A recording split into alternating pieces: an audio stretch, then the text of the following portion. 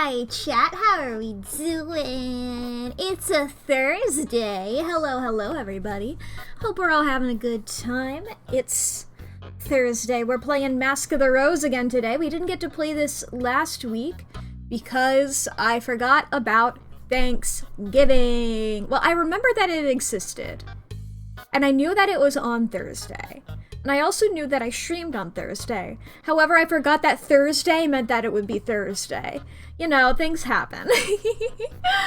But this week, I know for sure that today is Thursday, and I know that there are no holidays today. At least not big ones.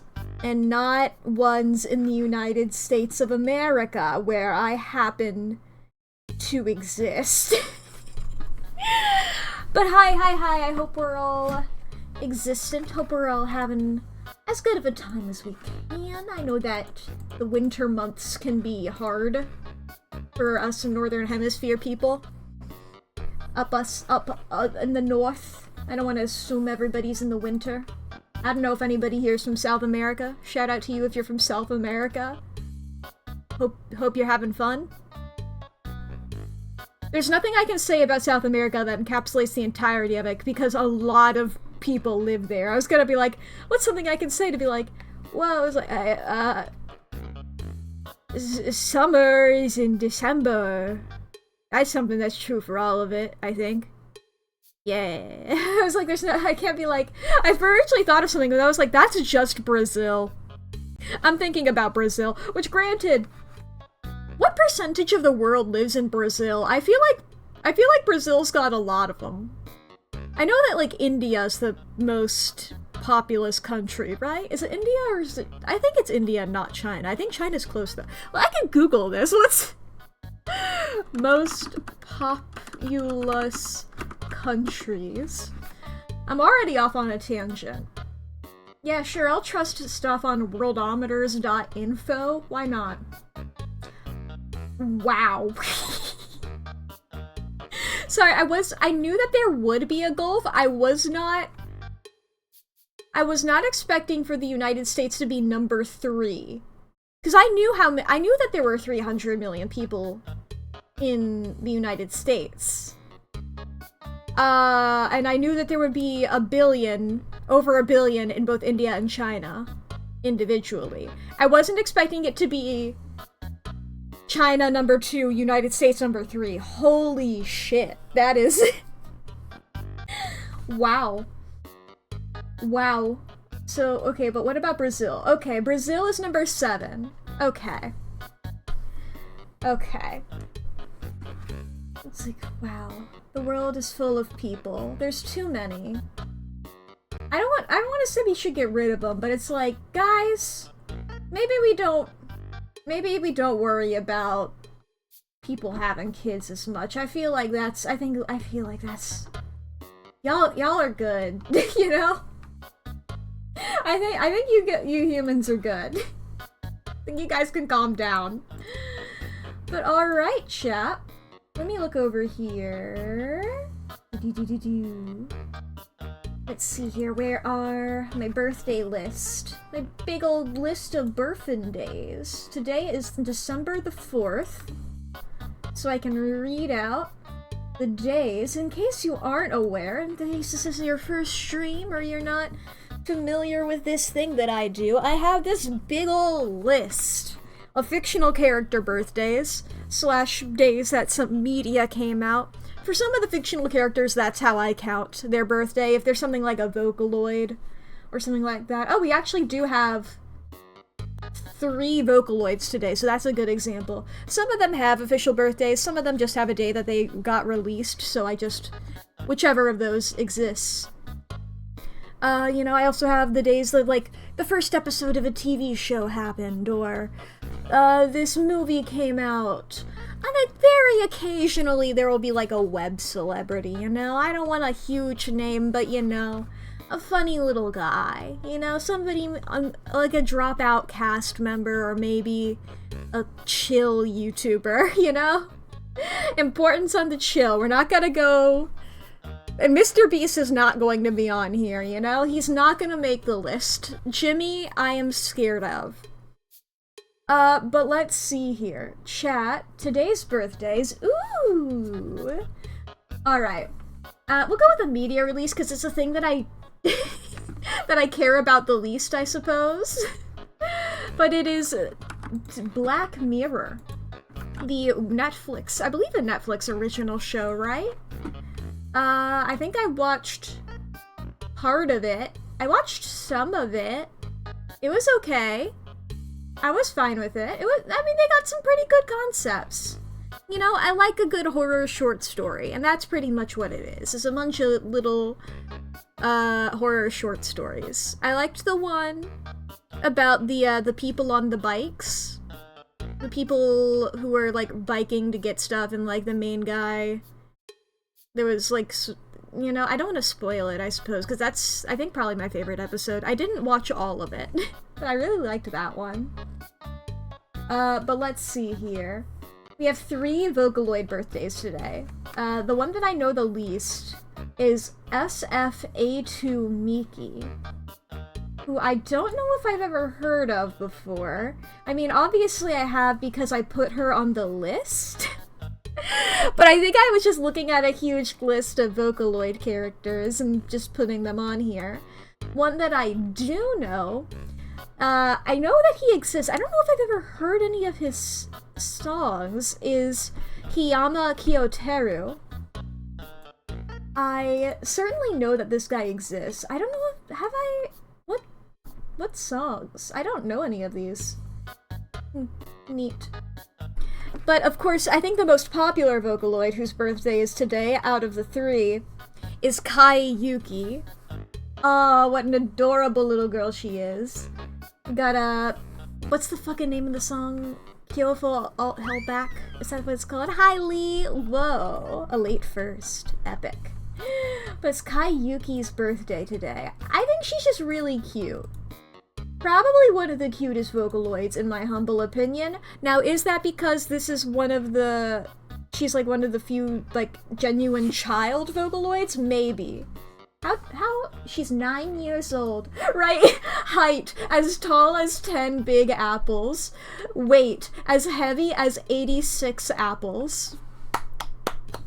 That's wonderful. That's delightful, and I love that. Oh yeah, I forgot, her voice provider is not revealed, which is cool. Isn't she? Yeah. Because she is, her Vocaloid, her vocal producer, was genuinely a child. Not somebody doing a little voice, but just genuinely a child. Oh boy. And yeah, okay, and when she was upgraded to V4, they just got another child, because that was many years later, and the child voice is gonna be different. And the final birthday today, chat, bit of a different vibe from that child, is Kaito Momota, Luminary of the Stars from Danganronpa V3. Killing Harmony, that's the subtitle. I got really small, and then I grew a mustache. Oh, I almost said, Danganronpa V3, but the AI is self-aware. That's the wrong subtitle! That's the wrong subtitle. Oh boy.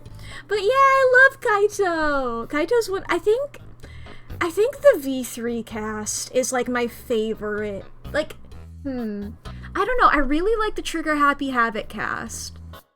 But, like, it's one of those things, right, where I think a lot of there's no, like, I don't think there's any V3 character that I dislike.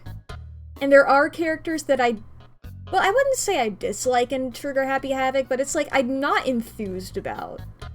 I guess if there's a couple in V3 I'm not enthused about. Looks vaguely in Anji's direction. And that's not really her fault. That's more so the writers' fault. You know? Sometimes you look at a character and you're like, oh, they did you dirty. Oh. Why did they do that? Why did the English localization change your god's name? From instead just being like a generic, oh, I love God, instead changing it to be a specific I believe Polynesian. I forget specifically. I apologize if that's wrong. But it's like, why did they do that? I guess because they didn't want her to come across as Christian, maybe? Yeah, Polynesian. I was right. You know what? That's a word that I've never heard said aloud, but I've seen written down a lot, and I don't think I'm gonna try pronouncing it live on stream. I'll look into that in my own time. I'll keep the tab open. Ba-ba-ba. Ba-ba-ba. Alright. I think we've got everything squared away, don't we? I guess we haven't done, like, a recap of what happened last time on Mask of the Rose. It's been over a week, so we can describe here. Long story short, we're in Fallen London, in case you aren't familiar with that. A bunch of bats put the city underground. We're underground. We're in the 1800s, and we're underground. The city, it done sunk. We're in a big ol' cave. Last time on Strong as Fuck Ice Mummy plays Balatro. I mean, there's not mummies, but maybe there's mummies.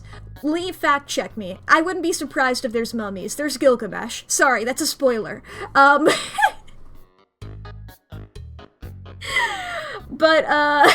there are what are they called? There's people who are covered in bandages. What are they fucking called? Fuck. My memory gone. Why did I forget everything about this is such a base. They're so Tomb colonists. Yeah. I remembered it slightly before Lee said it. That means that I'm good at knowledge. I think Tut is too goopy to be a mummy. That's fair enough. Sometimes you're too goopy to be a mummy, because I know... Is it spoilers to say what the previous cities were? I don't know what spoilers in Fallen London. Is it spoilers to say that there were previous cities? No, because they say the 5th city pretty often, right? Is it the 5th? I don't know. Technically, but it's fine. It's alright. It's fine. It's fine. It's the 5th? Okay. The 4th, the 5th, the minor fall, the major lift. But it's mostly the fall. It's actually a pretty major fall. It's actually a pretty huge fall. Yeah. This is the problem when it's like, I got into Fallen London from Lee, who had already info-dumped a whole lot to me about it. But, you know, and then it's like, I didn't fully complete it because I have ADHD, and if I don't change interests every couple of months, I will explode. And so, maybe one day I'll get back into it and I'll be on it. But, you know, unless it's something has to tap into my brain in a very specific way for me to be into it for years and years on end. I'll still consider myself a fan, sure, but it's not like a big thing for me. And so this way I'm just like, I know a lot about it. However, I don't know what I'm supposed to know. Because I knew a lot of spoilers going into it. Because I was like, please, info dump to me. I love hearing people info dump. Oh boy. But yeah. I guess I should shut up about what's happening in Fallen London. In Mask of the Rose. You are in London. There are some freaks. Smiles sinisterly. Mr. Sinister would love to be in Fallen London. I would love him in there. Oh my god. That's something we're going to have to discuss at some point, is putting him in there. But alright. Aside from that tangent, things that we know about Mask of the Rose, we are in the Neath. That's what it's called under there, because we're beneath shit. We're working for Mr. Pages, collecting the census. The census is mostly like, are you in love currently? Tell me about that, are you? It's like, you know, how many people live here? Yeah, cool. Are you in love? Normal thing. Mr. Page's Slender Man. I wouldn't be surprised if, like, Slender Man was in Fallen London, you know? He could be there. I feel like there's not a lot of things that you could say that I'd be like, there's no way that that's not down there. I feel like he could, you know, I feel like he could chill. He's probably doing shit. I don't know. It's too wide, alas. Alas, that is true. Mr. Pages is a pretty wide guy. Unslender. But is tall. Is tall. But, I mean, Slenderman is named after the slenderness, not the tallness. I guess Slenderman could have been short then. I mean, I know that Slenderman originated from that Something Awful post, where it was like a competition for making creepy images, right? I mean, was Slenderman called Slenderman there, or was that a name that he got after the fact? I don't know. I'm not up to date on my Slenderman history at the moment. Sometimes I am, but not currently. That's one of the interests that comes and goes, is the creepypasta shit. But alright. Let's see here. Anyway, last we left off, a guy got murdered. A guy got murdered is what I was trying to build to. A guy got murdered. I forget his name. Was it David? I think it was David. David is dead. If his name wasn't David, so I'm sure somewhere in the world somebody named David is dead, so I'm not entirely wrong. His name was David. Okay, got it. So anyway, David is fucking dead. And they decided to arrest my boyfriend about it, which is pretty rude. Our main love interest that we've been going for is Archie. And he is the #1 suspect, because he's a doctor, and the guy got poisoned. And Archie knows about poisons. The other person we've been going after, person. Yeah, I mean, I say person, like, to refer to anything. Like, I would call myself a person even though I'm not a human. But, you know, sometimes it's to indicate that somebody is not quite human, saying person in air quotes to refer to Mr. Pages. You know, that's our other main love interest, which is truly just like, I feel like I'm not even into Mr. Pages, dude. I feel like I just gotta, you know? It's a compulsion. And you know, maybe that's not the most healthy relationship, but it's a fictional character. And I'm sort of a fictional character, so, you know, it's not problematic. Oh boy. Alright, chat, let's go ahead. We can have Sans take his 15, and by 15, I mean he takes 15 steps to the left and then he exits the stage. I do need to pull up the game, actually. I haven't gotten it pulled up yet because I'm smart. I would prefer a different Mr., wouldn't I? Meekat. It's hard to say. I try to, change things from, second person to first person, and, stuff like that. Or vice versa when I read them, but it's hard to say you cat boy, but be like, me cat boy. It's hard to do that part. And yes, there is one that I would prefer, but even then, it's like, you know, I would still prefer Archie. Or like, any of these other, like, you know, some of these other guys, but it's like, you know, it's, sometimes you just gotta go for it, because the dynamic is too good, you know? The dynamic is too good. We can go over to the game screen. I do need to pull this up. Need to put in, what did I put in here? Sensitive themes? Spooky theming? What did I put in here last time? Spooky theming and stuff. I kept missing that D key for a lot, huh? I kept missing that D key for quite a few times. Alright. Back into the game. Get me in. Put me in, coach. Let's see here. Let me look at my journal. Because I don't know if, Okay, I don't think... Because I know that there was like a weird save thing happening. I don't know if, we might relive... I think we're gonna relive Archie getting arrested, and I think that's fine. Alright, yeah, I got a new wig. I got an epic wig. Yeah, I think this is about to happen again.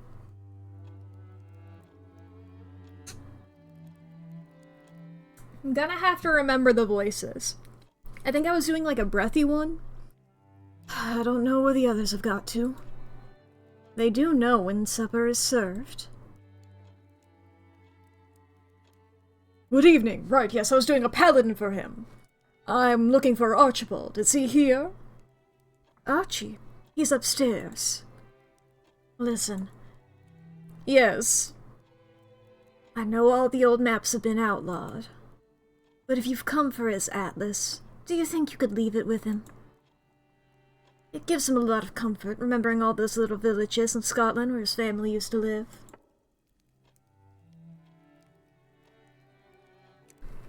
I think that's what I did last time.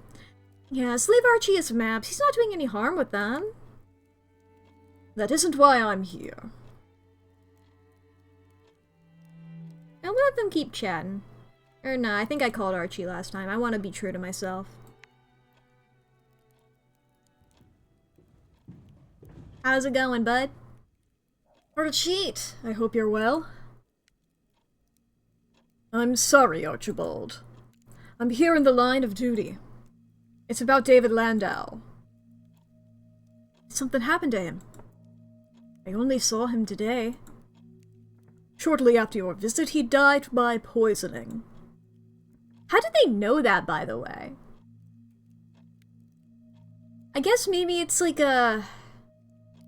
I guess if he doesn't have a pre-existing condition, it's a bit easier to tell. But don't you, like, tend to, like, need... I don't know. I guess I don't know what kind of poison it was. I'm just like, I feel like you're gonna need, like, a toxicology report on that. And I don't think you've had the time to perform one. Died, the poor man. React with shock.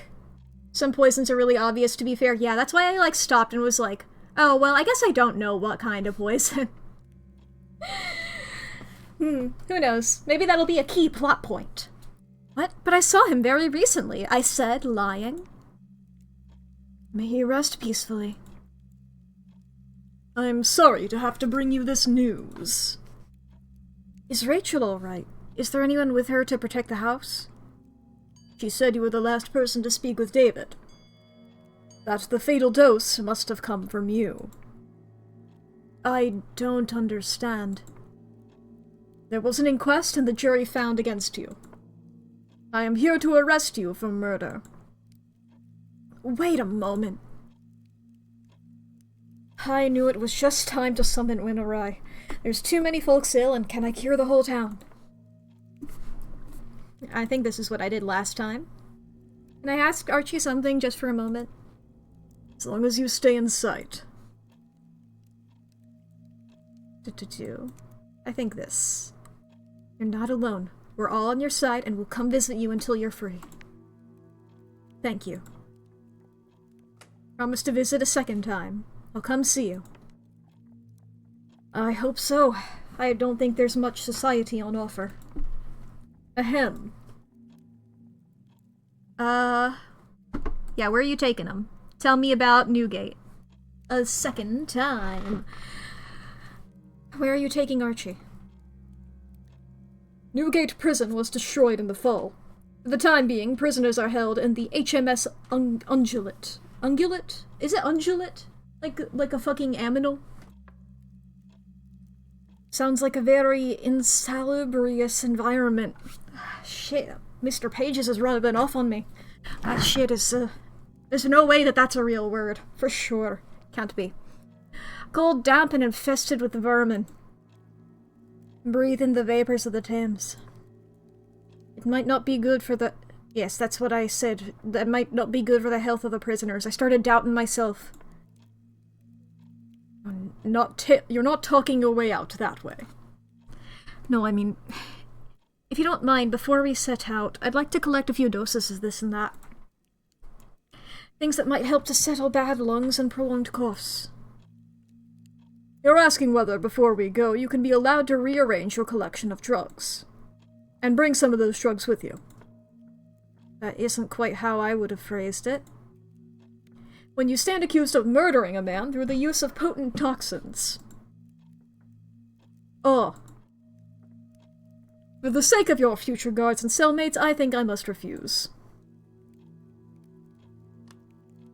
How is Rachel doing? Does she have anyone with her? There's her housekeeper, Phoebe, and some friends from her community. They're preparing the body for burial. It can't be left unburied very long. Where is he being buried? Where are they burying him? They mean to take him to a Jewish graveyard at Ball's Pond. Rachel said that there might be a dispute with their Spanish relatives, and that their mother was buried somewhere else. But she did not think it would change the outcome. Alright, goodbye, Archie. Horatia, I'll be back as- No, sorry, that's not me talking. I'm talking for you, don't worry about it. I'd like to speak for myself if you don't mind, but Horatia, I'll be back as soon as I can. Don't let my room out to anyone else. We won't. Don't fret. We'll get to the bottom of it. Maybe Grizz's high-placed friends at the Ministry will come in handy. It'll be a good thing if they did. There's still dinner on the table, but Horatia doesn't have much appetite. I love how it says that Horatia doesn't. It's like, you know, player character, you might. You want to eat? Go ahead and eat. Let's just go straight to sleep. Big eepy moments. 270 days since the fall. 3 days remain in the season of confessions. For a moment after waking, I forget what happened last night. And it comes back to me. The sight of Archie being taken away. Horatia staring at a plate of uneaten pie. The rest of the evening, strange as it was. And then stumbling back to my own bed. There's no mention of Archie's arrest in the morning's newspaper.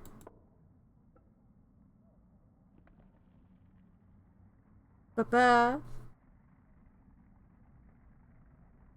I mean, I want to know both of this.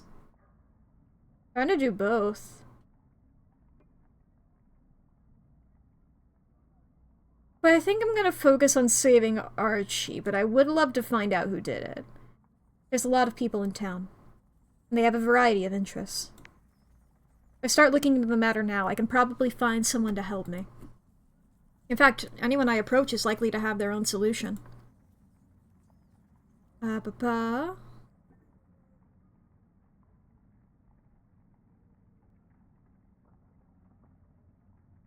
Further thought, I want to try and find the true killer. I mean both, right? This may be difficult, persuading people to speak with me, figuring out the way through the possibilities. I will have to craft questions to ask people the way Archie showed me. It might take some doing.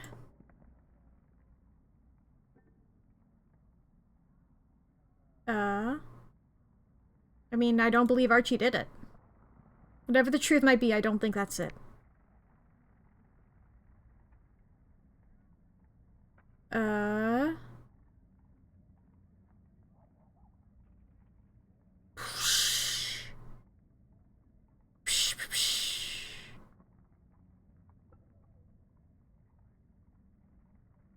I mean, I'm glad that it did seem like proving that Archie was innocent seemed like it might have been an easier thing than finding who the true killer was. I don't know if that's a past or present tense type of thing, but you know. I like a murder mystery. Okay. But I don't know, both of these are true. Both of these are true. I mean, I am concerned even about the killer. The law will dispose of the murderer's earthly fate. But those who have done a terrible wrong need other help and other guidance to make matters right with themselves and their community. Okay, that is what I'm glad it's what I thought it was. In that case, for sure this one. Find out how David's relations are reacting to his death.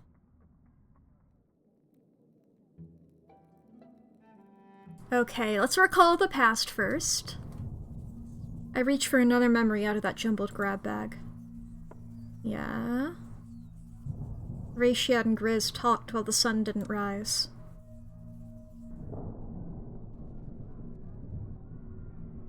They're very sweet creatures, really. I shouldn't have used the word plague. Yeah, sure, I agreed that bats are harmless. I don't think they pose a threat.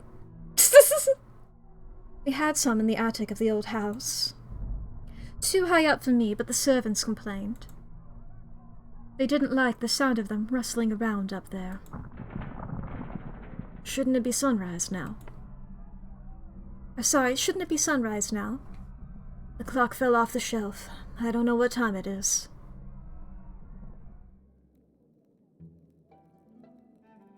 Alright. I don't know how to... I can't build a story just yet.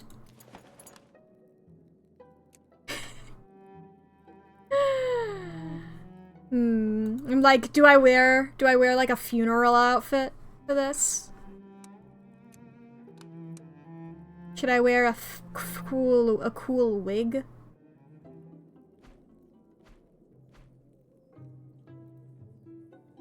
Implausible stories come readily to mind. Close friends fail to recognize me. I'm like, is this my cool outfit to go and try and find people? To figure out who did this? We're going to the Landaus.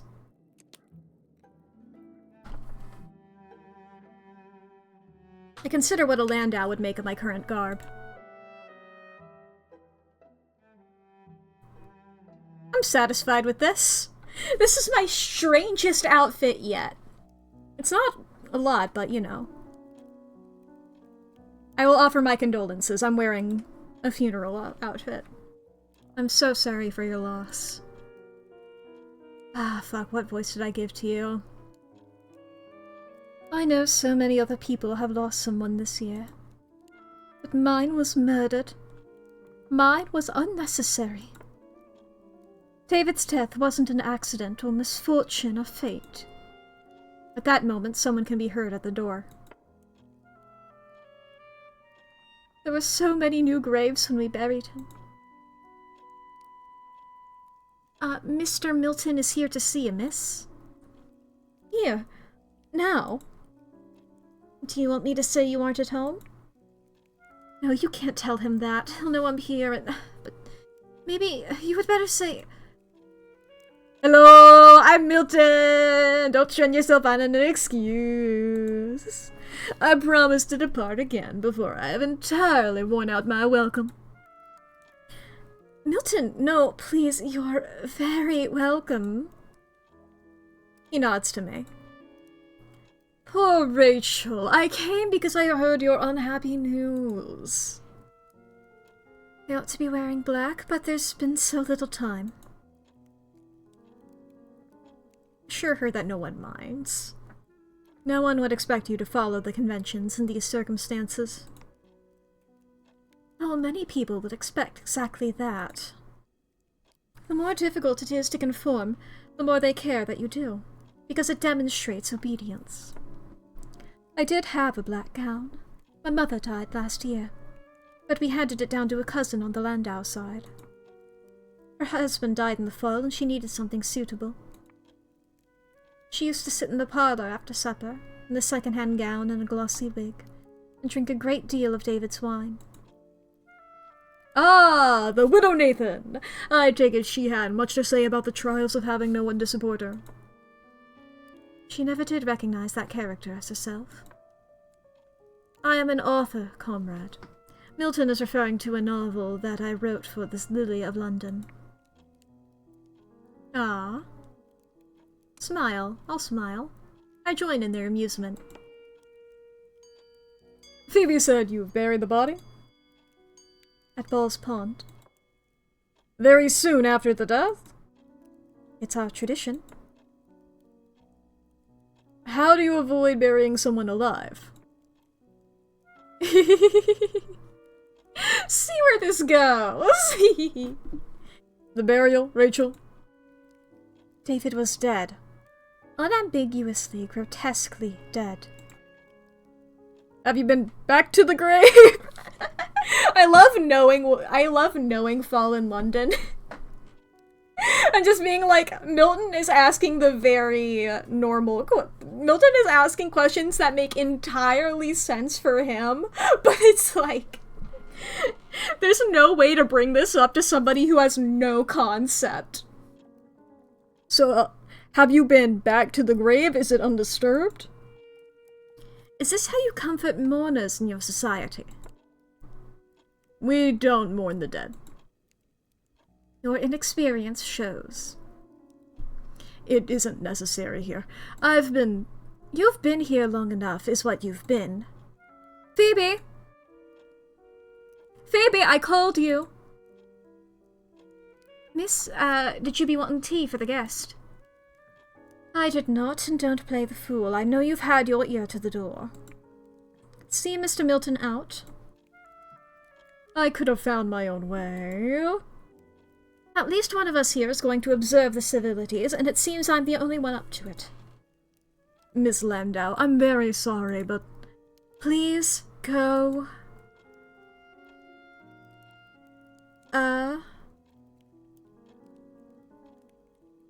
I'll recognize that you want to be alone right now.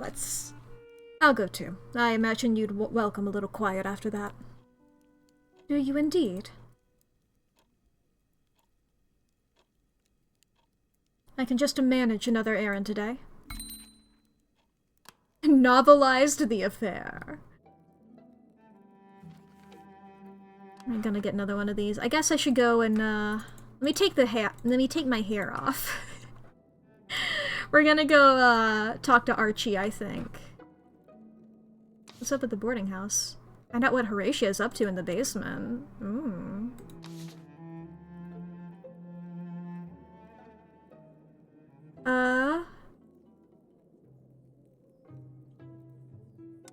Okay, let's talk to Archie about his arrest, I think. Just like this, I think I should only visit the prison hold with Harjeet's escort. The locals might leave me alone, but equally they might decide I look too tasty not to rob. Oh shit, did the stream blip? Are we good? Ba-ba. I think I'm satisfied with this though, but like... We back? Okay, I don't know how long y'all were gone for. I definitely saw a little blip. On my end, that was like... not even a second. It was like 0.2 seconds on my end, so I don't know if that was true for y'all or not, but I am just putting together an outfit to go visit Archie.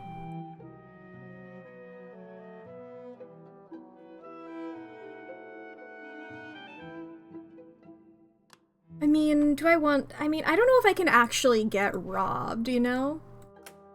Is this better? I'm a walking advertisement to robbers. Okay, putting on a cool hat doesn't work.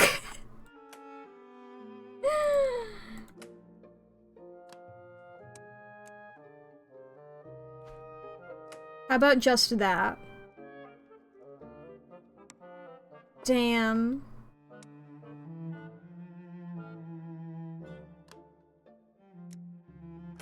I want to wear this, though. I want to wear my, my morning outfit.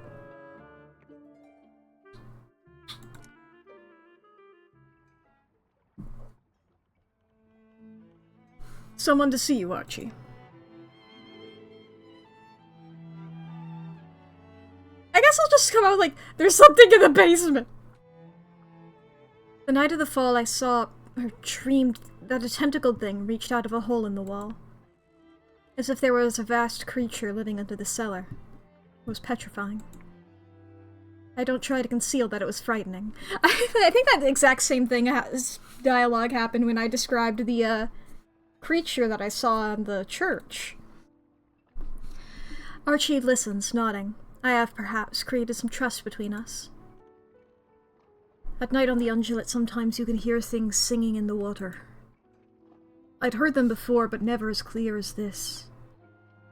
Ask whether there are words. Are there words? Lyrics? Aye. Most nights I cannot remember them by morning. Just sometimes a half-sight of a kingdom underwater.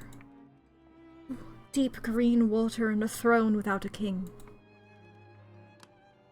Cool. Anyway, what were you doing the day of the murder? You have an alibi for the time when David died?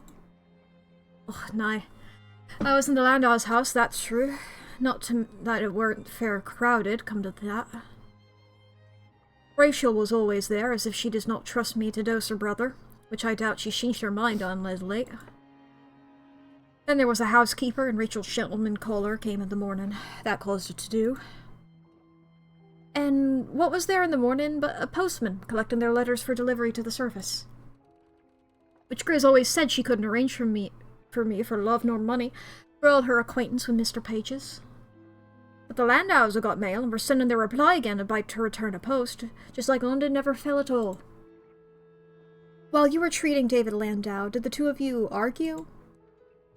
Nah, not a bit of that. We talked on his illness, and when news came of mail from the service, we talked on that. Nay, you feeling in it? What was said about the illness? Was he upset with you about the illness? Or you with him? I did what I could, and he knew I did. What was out of my power, he knew was beyond me. He did say it was the Neath to blame. The food and air weren't good for him, he said. What medicines have you been trying to make? There's an old medicine in the pharmaceutical books. Venetian treacle was its common name. Theriac mithridatium, to those that had some teaching. Not been taught enough to know how to pronounce it out loud, but I've definitely read about it. It's said to cure every sort of ailment at once. And ward off poisons, too, while you're at it. You needed a lot of strange ingredients, but it seemed to me the Neath had a few complaints we haven't seen on the surface. So we could do with a bit of a cure-all, long as we haven't worked out the particular science. I'd been giving it to David Landau, but I ran out the last day. Had to give him a more usual stomach settler instead. Nothing I don't give to anyone and everyone. Okay, natural causes, I suppose. Do we know it was murder? David Landau was already sickly. If he hadn't been ill, he wouldn't have needed your services in the first place. His illness was not the sort to kill a man. It was not more than a complaint of the digestion. It should have not have ended his life. Certainly not all of a sudden. A thought occurs to Archie. If Horatia is in poor spirits, you should ask around the vicar. He cheers her up. I think she's a soft spot for him. Though I'd be grateful if you did not say I said so.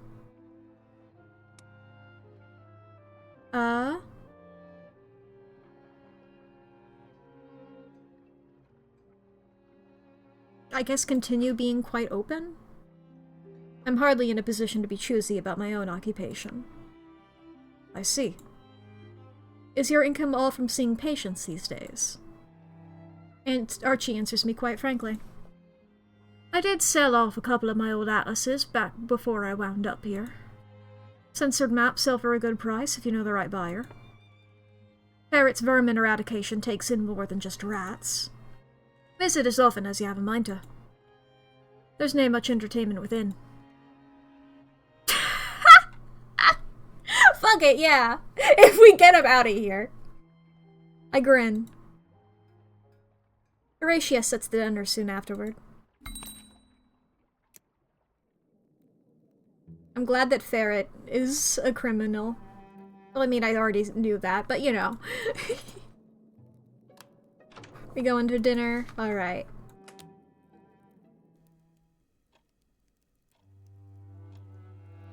Feels wrong not having Archie at his seat.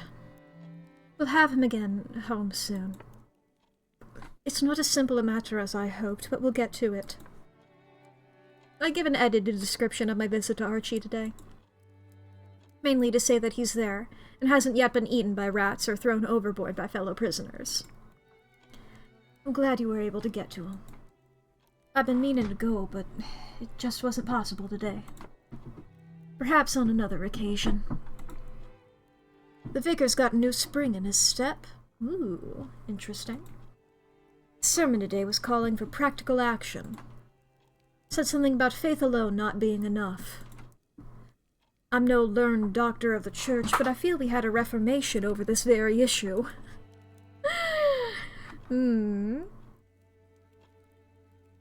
Ask what advice was given, yeah. And what was this advice?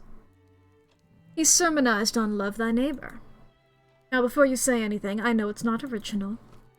But he'd drawn up schedules, a task for every parishioner. Work! There was a fire in his belly I'd not seen before. His preaching was very red-faced. He's not ill, is he? If only Archie were here, he'd know what to prescribe. And if the earth hadn't opened and swallowed us all. No use griping. Archie's there and we're here. We must make the best of it. I hope he isn't ill.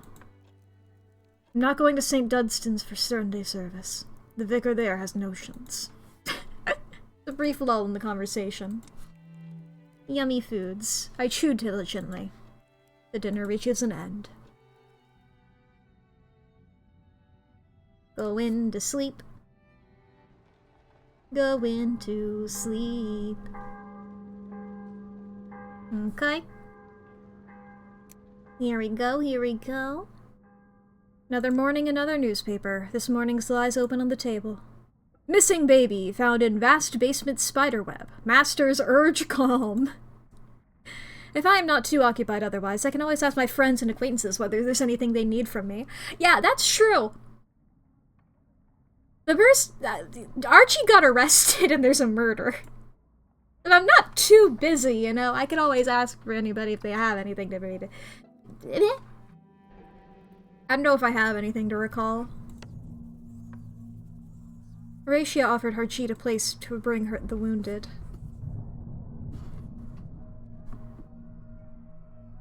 If you find anyone wounded out there that needs looking after, if they're safe to move, I'll bring them here. But ma'am, there might not be anyone. No one is hurt, all the better. Most of them I find are dead, ma'am. One young man was crushed by a beam across the middle. Someone had come and taken off his face. Taken it off? Clean cuts. I hoped they'd waited until he was dead. That's fucked up. Alright. We don't have any... Are we gonna get another story? Okay. And I'll change my outfit when I'm going somewhere. Continue at the Landaus, I think. Yeah. It's like, how can I get...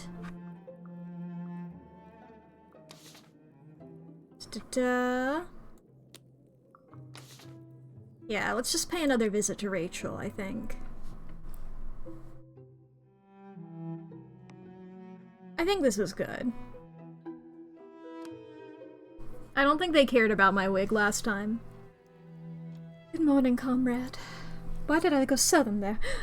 I find I keep thinking about the same things. Do you know what an inquest is like? Nope. I didn't know, and now I can't let it go. It had to be held right away, immediately, when David died. It had to be done and finished so we could bury him. So it was the coroner and a random 12 men he found willing, presiding in the upper room with the rising sun.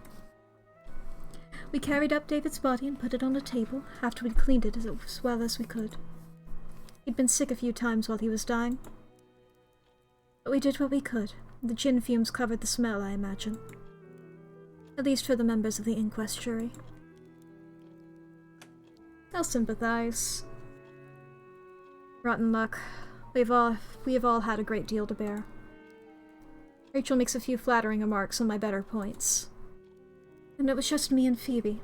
The only witnesses being interrogated by the lot of these men, who were not sober, not sensible, and not of our beliefs. Phoebe stood by me and held my hand, and for that I will be grateful to her until the day I die. They wanted to perform an autopsy on David. It wouldn't have been more than a butchery. To look for poisons inside him. Okay. I say nothing. I said no, they could plainly see he'd been poisoned, and it didn't need checking on. And think we didn't want an autopsy unless it was to check for an infectious disease. They didn't like that, but I yelled and they let me have my way. Though they bickered and leered and pried open David's eyelids. The end of it was they wrote out a warrant for Archie's arrest, and I've never been more grateful for a thing to be over.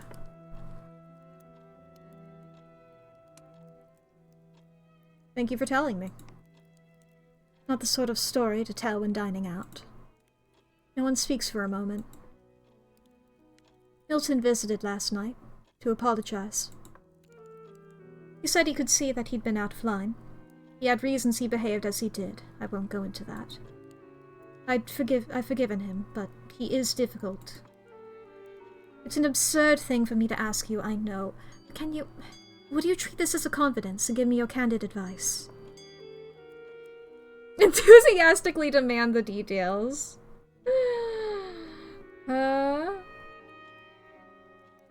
Yeah, gimme. Tell me everything, tell me at once. If I hint at feelings for Milton, he says, "Oh, I know," in an affable way. Or, "What an inconvenience." As though I'd caught a sneeze and he was sympathetic but didn't see what it had to do with him. Then he turns the subject to something innocuous.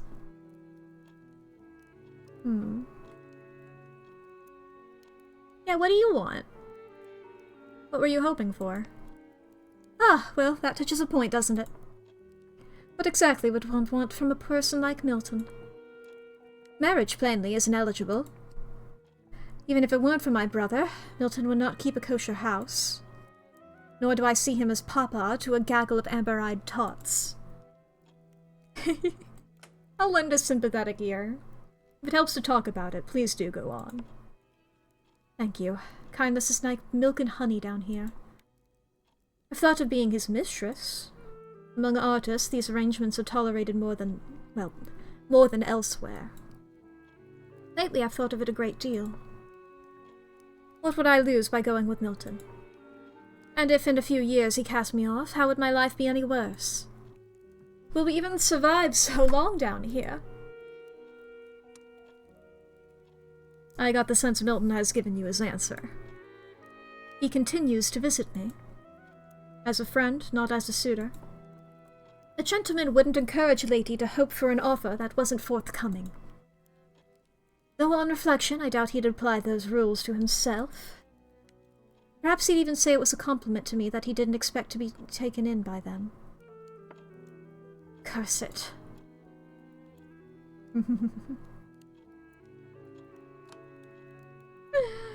I know it's hard, but it'll be alright. Thank you. Kindness is like milk and honey down here. It's the exact same phrase I said before. Turn the subject to artistic friends. Rachel falls into telling me stories of Milton's salon. It is attended mostly by writers and poets, especially daring poets, will sometimes attempt a reading, but Milton's side commentary has proven a deterrent to the softer-bellied. He has no patience with work that's made to pattern. If it's a story about the uncomplaining suffering of wives, servants, children, or dogs. There is also a strict rule against paeans to faithfulness of Penelope or Ruth of the Virgin Mary. If anyone dares say anything like that, he quips it out of existence. She goes on like this for some time, introducing me in turn to all the characters of that world, whether highborn or not. There's a chapter waiting for me to finish it. Look after yourself, comrade. Yeah, we're gonna be friends. I like her now. I grin. That leaves time for another errand today.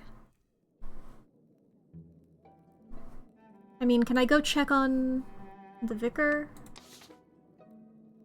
I mean, I don't have, like, an actual quest for it, though. You can learn what Horatia's up to in the basement. Go with Grizz to persuade Mr. Pages to intervene for Archie. I do like that.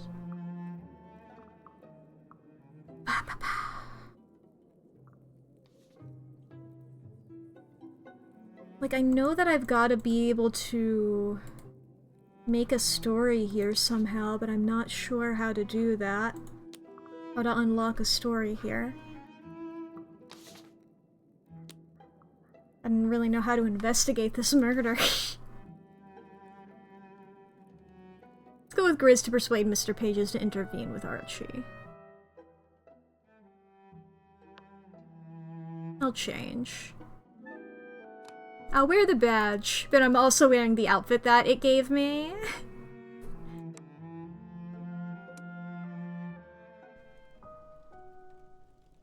Hello. I'm telling you that our friend was arrested by mistake. The Ministry of Accounting and Recounting must get him released.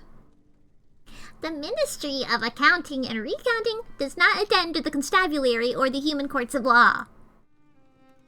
If we don't do something, Archie might be convicted of murder. Permanent murder? I'll follow up on that. Is there any other sort of murder? If the dead return, it is not permanent. The deceased is dead and buried and will not be returning. You newcomers to the Neath achieve a permanent murder. Oh, sorry. Oh, that's the wrong tone. It's this. Few newcomers to the Neath achieve a permanent murder. Our congratulatables to him. Congratulatables. I think it's congratulatables. He didn't do it. Oh. The emergency under Congress remains obscurated to me. Your friend did not kill anyone permanently or otherwise, but the Old Bailey is displeased with him. If it finds him to be unguilty, all is well. If it convicts him in error, what will it do? He'll be hanged. From what? I'm a gibbet by the neck until dead. Discomfortable. Should this eventuation come to pass, we will send him a basket of solace fruits.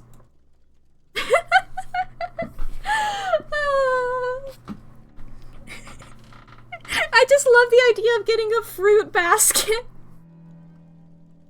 I love the idea of getting a fruit basket. Sorry you got hanged. Okay, who controls the courts? Who does oversee the courts? The Old Bailey is a crown court. It used to rule in the Queen's name. If Her Majesty wishes to commute the sentence of vacation, we will not prevent her. Her Majesty hasn't been seen outside the palace since the fall. She'd never grant me a hearing. One must allow for her confusatory situation in being a widow and not widow. She seemed sharp enough when I presented to her. She must have undergone a very significant decline since. She has! Okay, and who oversees the constables, then? Seems the constables do the bidding of the ministries. They do, but it's Mr. Fires who watches over them. I do not command constables.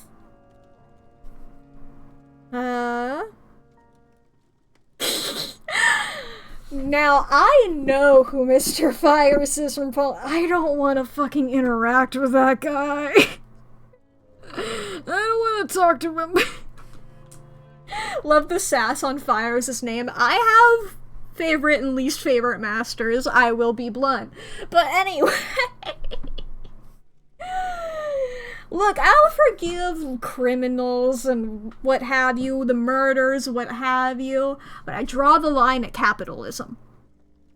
Anyway, chat, speaking of capitalism, we're about to experience 3 minutes of ads, because if I don't play 3 minutes of ads every hour, I get a significantly less money from Twitch.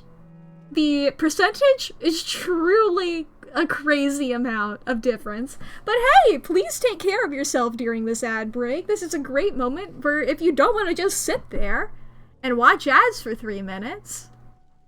Now you can go to the bathroom or grab a snack or get something to drink, and that'll be great for you.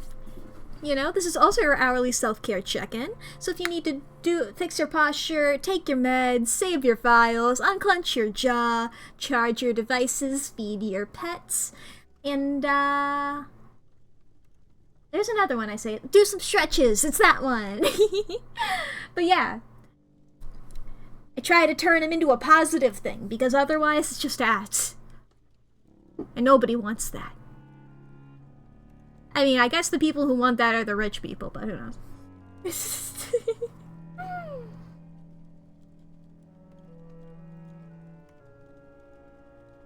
I try to announce whenever I'm taking a drink, but I didn't, and then I was just silent. I was just silent for a bit there. You know? Ba-ba-ba-ba-ba. Ba-ba-ba-ba-ba.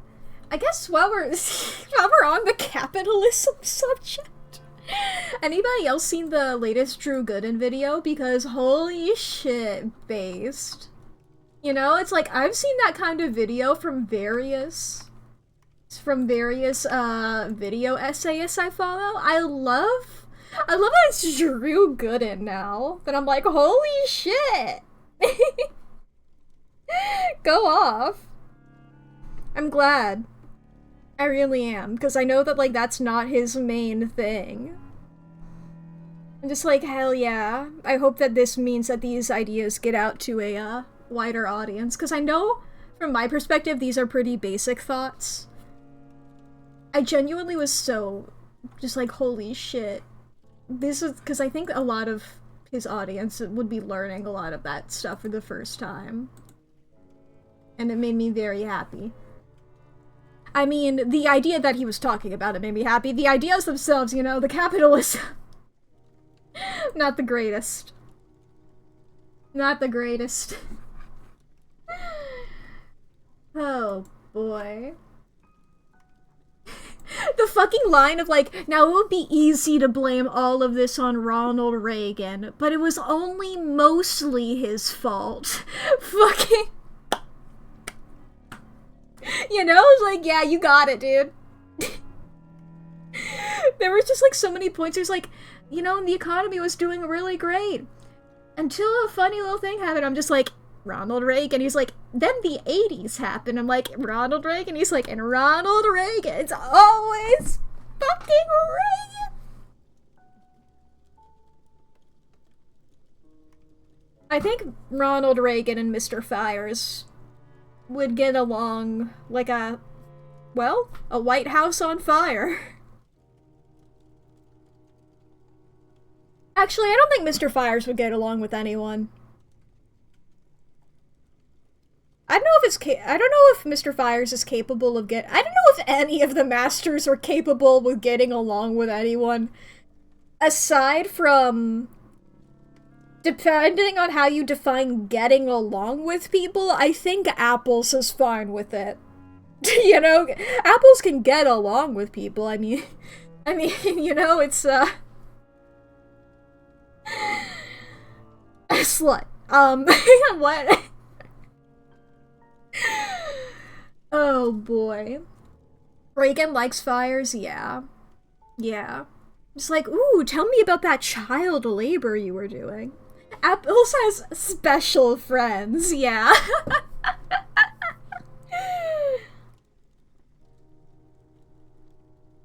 Boy, oh boy. Alright, the ads should be over. I'm gonna ask Mr. Pages, I think, to speak with Mr. Fires.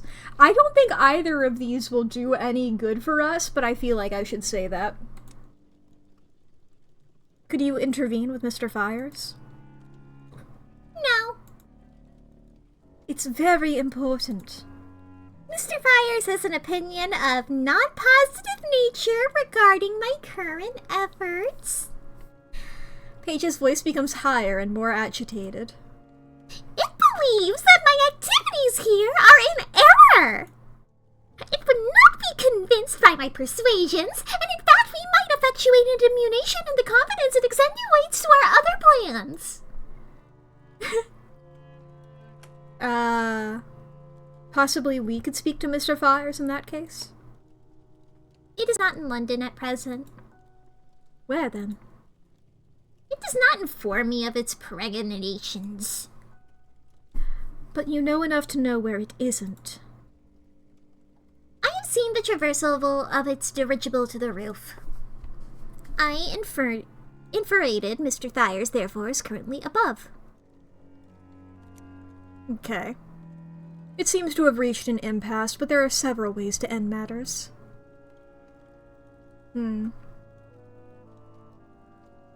Yeah. Mr. Pages has no intention of helping us. That motherfucker is doing his shit you know Fires for. I hate to be disloyal. I choose to give Mr. Pages more credit. I will continue to hope for some intervention on our behalf. Even if Mr. Pages does not realize right now how he might be able to help. He is inventive. Something will come to him. Other matters occupy my ruminatories. I always have the best discoveries when I'm thinking of something else. Silence falls. I'll ask, why not? Have the masters always known the way above? Or are you only waiting until a suitable time to tell us the surface is still there? There is always a way for us. For you, sometimes it hides itself. There are a few things about the canal that I still don't fully understand, in fact. Surely the pressure and the differentials of height make it difficult. The way is always periculant, descending most of all. Sure, I'll accept that. I have other problems. I see. It is unlikely that you understand. This is preferable, most especially for you. I render my thanks and good wishes to all parties and bow myself out. I no longer have a romantic feeling.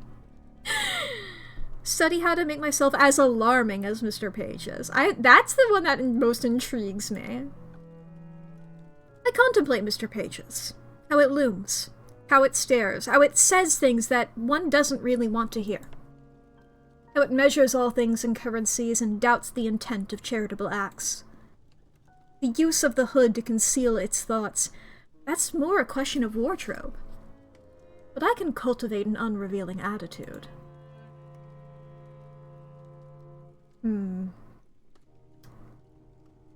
Not just now. That's fun. I'll consider it, but maybe not yet.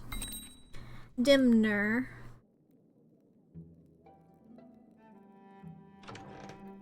Yummy dinner. I have powers over this house that I did not always have. One might even say that I share in the house, that its body is mine in a sense. My foundations go deep. What are you telling me? That the fabric of this house obeys me. The windows callous over, the roof grows barbs. The basement extends much further than it used to. I can't write down my methods. Archie wouldn't think it was scientific. How did this start? When did this begin? And how? Sometimes I lie on the floor in the basement, when the world becomes too frightening. I breathe slowly and imagine my roots are going into the earth. In time, I started to see his thoughts. The thoughts of the tentacle creature. When the lacquer started falling, he spoke to me more than before. When I understood what he had done to London, how he was stretching his arms beneath it, how he was rearranging its streets, then I understood also how I could do the same with the house. Wait, is this like implying she fucked it? That was all. You lay on the floor and had thoughts? No. He has also made some changes in me. Any way I could explain that would give the wrong idea. So we won't speak on it. Okay. I mean, have fun. Sleepy, sleepy. 272 days since the fall. 1 day remains in the season of confessions. Another morning, another newspaper. Grizz bought one, and the headlines read, Masters will exchange warm winter clothing for disused street signs. Okay.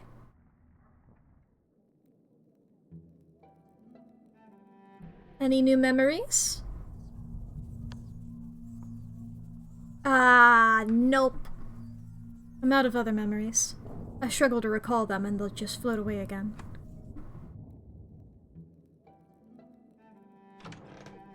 Alright.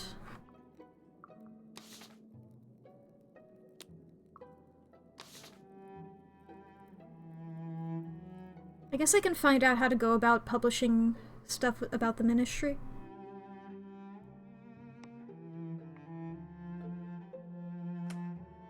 I'll change. Yeah, wear a tailor's apron, why not? Nah, I want to wear my cool sailor outfit. Just like this, I can sneak over to the Hulk without Archie and visit Archie on my own. And the locals will bother me.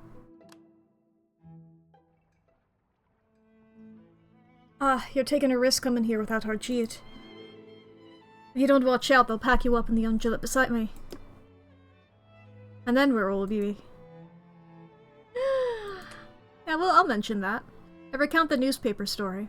The masters are selling winter clothing in exchange for street signs. Oh. Summer clothing will no longer be needed in the Neath.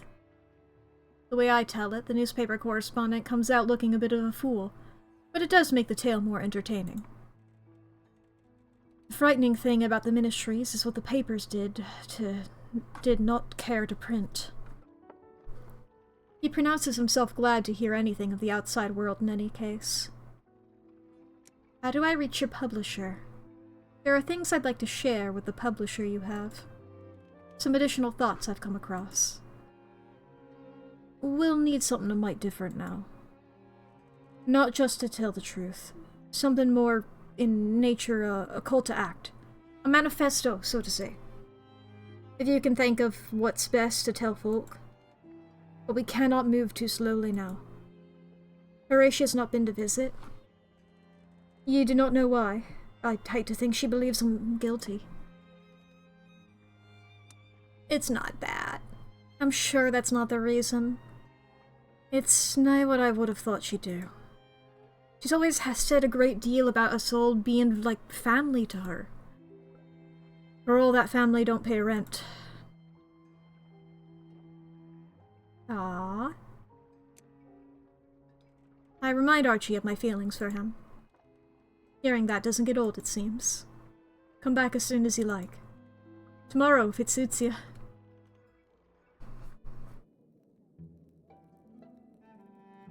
Ba-ba-ba. Assignment to outline a manifesto calling London to action. Hell yeah. Ooh, it's me, I'm the Londoner. I mean, it does serve a vast creature. And inscribed buildings. A vast creature dwelled in the Neath, its limbs stretching beneath London here and there, its body encased in a spire at her center.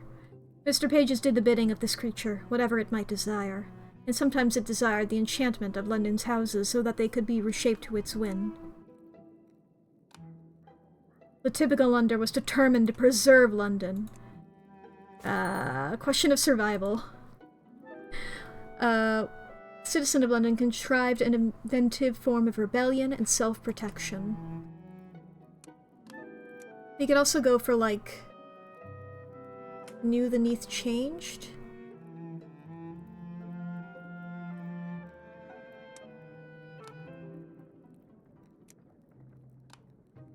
I think served a vast creature is the most... Yeah. We'll save an exit. I think we need to talk to people about that, is what we do.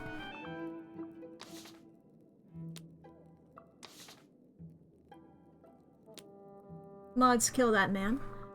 I mean, we can question... I don't know if we need to keep talking to Rachel or not. Yeah, I can't bring it up to you.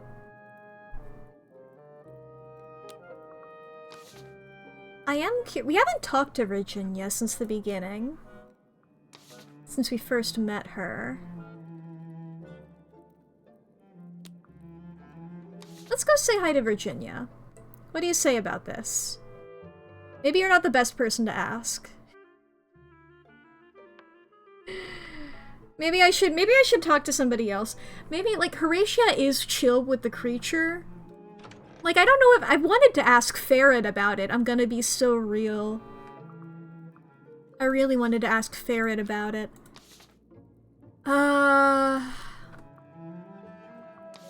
You know what? Maybe Virginia is the best person to ask.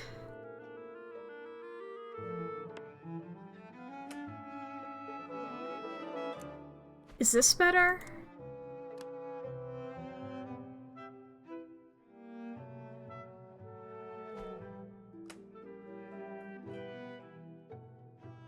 Maybe? Is this good? What's a good outfit? Here.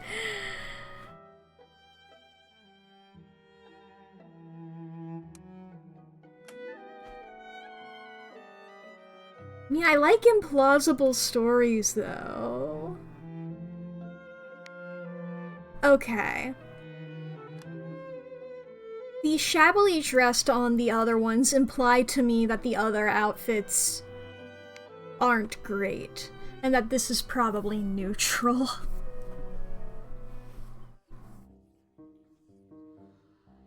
Fuck, what was the voice for her? Alright, we'll just go with something like this. According to the clerk, you had an appointment with me. No appointment was on the schedule this morning.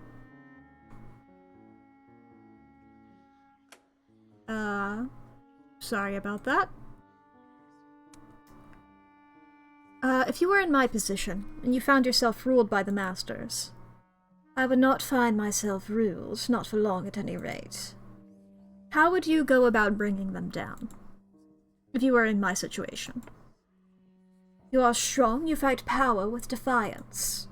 If you are weak, with poison. If that isn't too delicate a topic just now. You will have to grow your revolution in secret. Do not reveal yourselves, even to one another. Gather your resources. Study the weaknesses of your opponents. This should be like... Are you telling me, like... Am I getting the vibe... Am I getting the vibe that there should be 12 of us and that we should all have, like, a themed naming system? Or, like, what? The masters differ from one another. You will need a different strategy for each. You'll want allies. Do not expect me to be one of them. If London is entirely overthrown, it becomes useless to me. Happily, it is quite unlikely that you will succeed entirely. And much more likely that you will annoy and distract the masters. A London in the weak and tenuous grasp of its curators, that would be very acceptable. Express my most wild and profuse gratitude. Thank you, thank you, thank you, 1,000 blessings upon you. You'll get yourself killed, probably more than once. I dare say it will prove instructive. Silence falls. I suppose you must have met with Mr. Pages and visited the ministry. While you were there, did you happen to see any of its maps and charts? There was a territorial matter and some dispute. No, I did not. Hey, that's what I said. How about this, then? Mr. Pages might have mentioned a correspondence stone. Did you chance to see a piece of stone with writing upon it? Writing that perhaps made your eyes water and hair prickle as though your scalp were about to catch fire? Yes, I have seen that. I do remember that.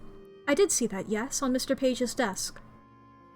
Magnificent! How large was it, would you say? Did it appear too hot to touch? Did the air ripple? Would you say that it was well guarded? Are there any mirrors in the room where it is kept?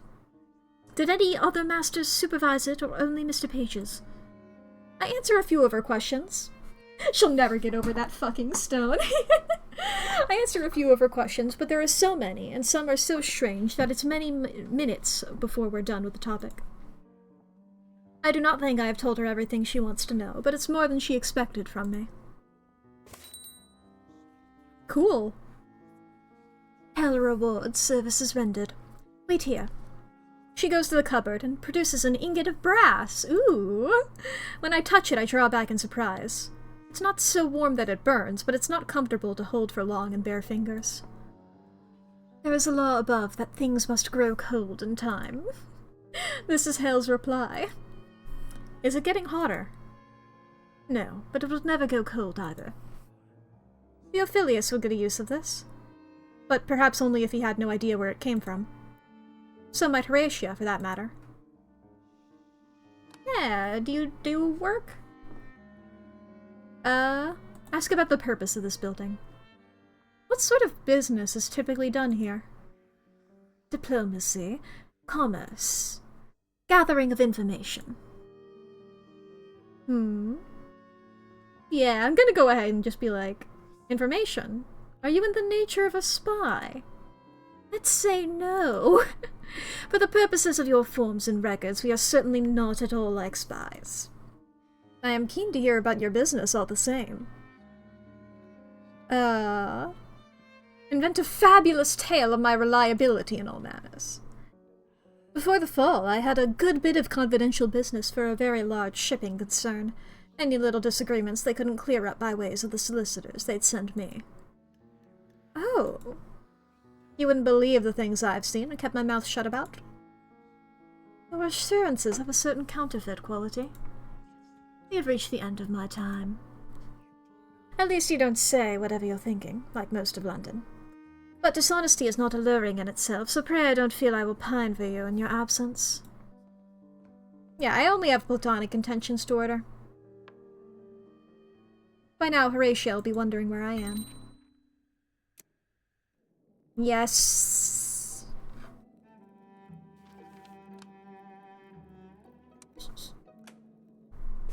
Yes! Revolution! Alright. Supper. Totally not a spy. That's the name of that show for kids, right? I chew diligently. Dinner reaches an end. Damn, we didn't have anything to talk about.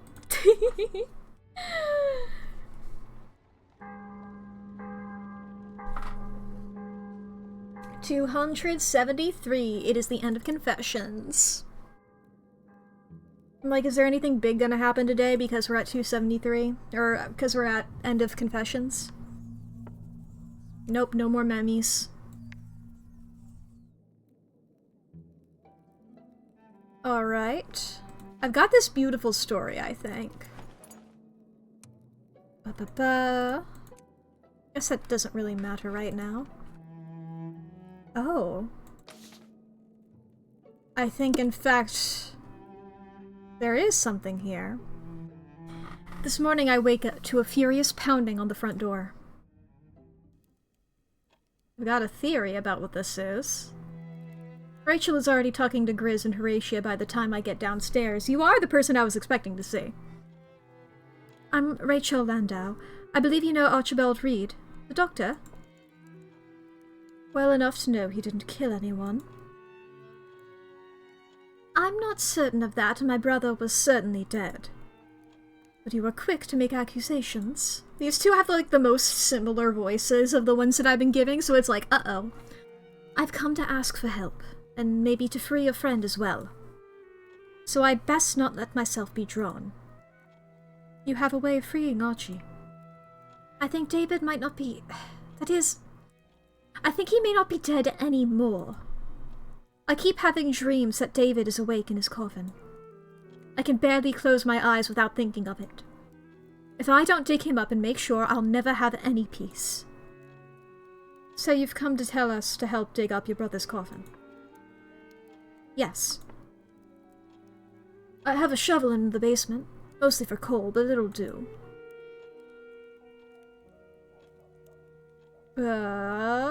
I mean, I don't care about whether Phoebe's here. I mean, I'm down to help you. I don't reply. She's not speaking only to me, after all. Why us? You are Archie's friends, and you want his name cleared. So you have reason to try and find David alive, even if I mean nothing to you. Yeah, take the opportunity to look for evidence. The condition of the corpse might reveal something about the drug used. If I can get a good look at that, I'll have an easier time with the rest of the inquiry. I'll help you. Thanks, comrade. I think she's like the only person who actually calls me comrade, and it's really funny. It just implies things about her, I think. Yeah. There's only a fresh mound of earth. You're sure it's this one? It's not marked. I left these stones. I'll dig. Rachel takes her own turn with a shovel, but it needs a hand from each of us. It's grim, slow work. When we've struck the bottom at last, Grizz climbs into the grave. Well, it's been a few days, Grizz calls out from below. David is still deceased. You're sure? Propose an ingenious way of checking for life. Is that being true? Or is that me being sarcastic? I want to check the corpse's condition for myself for sure, though. Mind if I come down? Let me at it. This corpse is definitely a corpse. I'm not sure what I expected to feel in its presence. Not this. Look closer. The lips are green-tinged, the muscles of the face contorted, the fingers twisted. There is no sense of intelligence departed or a spirit gone. It does not give the offensive sense that someone who should be here is not, and it does not feel like one's arrived too late. I want to investigate this. What's up with the poison? Do we know? The more I look, the more I'm sure. This thing has never been alive at all. I do not smell decay, but there is a pale, cloying scent like lilies grown in muck. Brush back its false hair from its false forehead. Just where the hairline meets the brow is a line of 4 tiny sigils. You can barely make them out, even with the light. From above, Rachel calls to me in concern. I touch a sigil with the tip of my finger and flinch back. The touch of it stings. I smeared it a little, I think. Does the corpse face look different now than it did? Comrade! If you are hoping to find David alive down there, he isn't. Yeah, the sigil's a part of burial. Would you have written on your brother's forehead? Perhaps a custom of your own? I did not. And I don't think the Chevra Kadisha, I'm sorry, I don't know how to pronounce that, would have. Was it Hebrew? I don't think so. They weren't Spanish or Portuguese either. Or any of the languages I've seen from the East. Maybe it was a smudge of grave dirt that looked like writing. Milton said once that the laws of life and death down here are not as they were above. And so I thought, I don't know. Whatever he implied, your brother isn't returning. It's most likely a mistake. I believe Mr. Mearows is to blame for sending dreams. We might not have found a live David in the grave, but I'm still not at all sure we found his corpse. If it isn't him, then we probably don't want to meddle with whatever it is. One thing I've learned at the Ministry. There are things down here that resemble people, but are not people. Not even counting the devils. We can go. I'm sorry, it was foolish of me to think that there could be anything in it. Grizz and Mack should see you home safe. You don't need to do that. But I'd be grateful for the company. You've had a shock.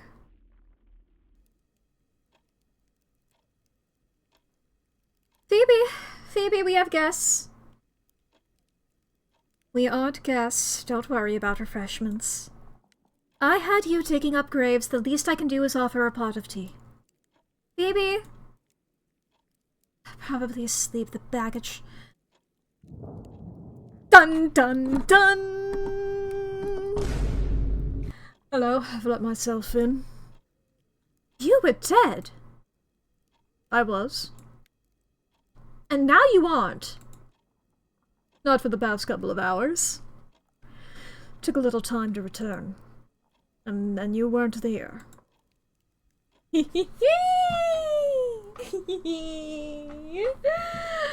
Oh boy.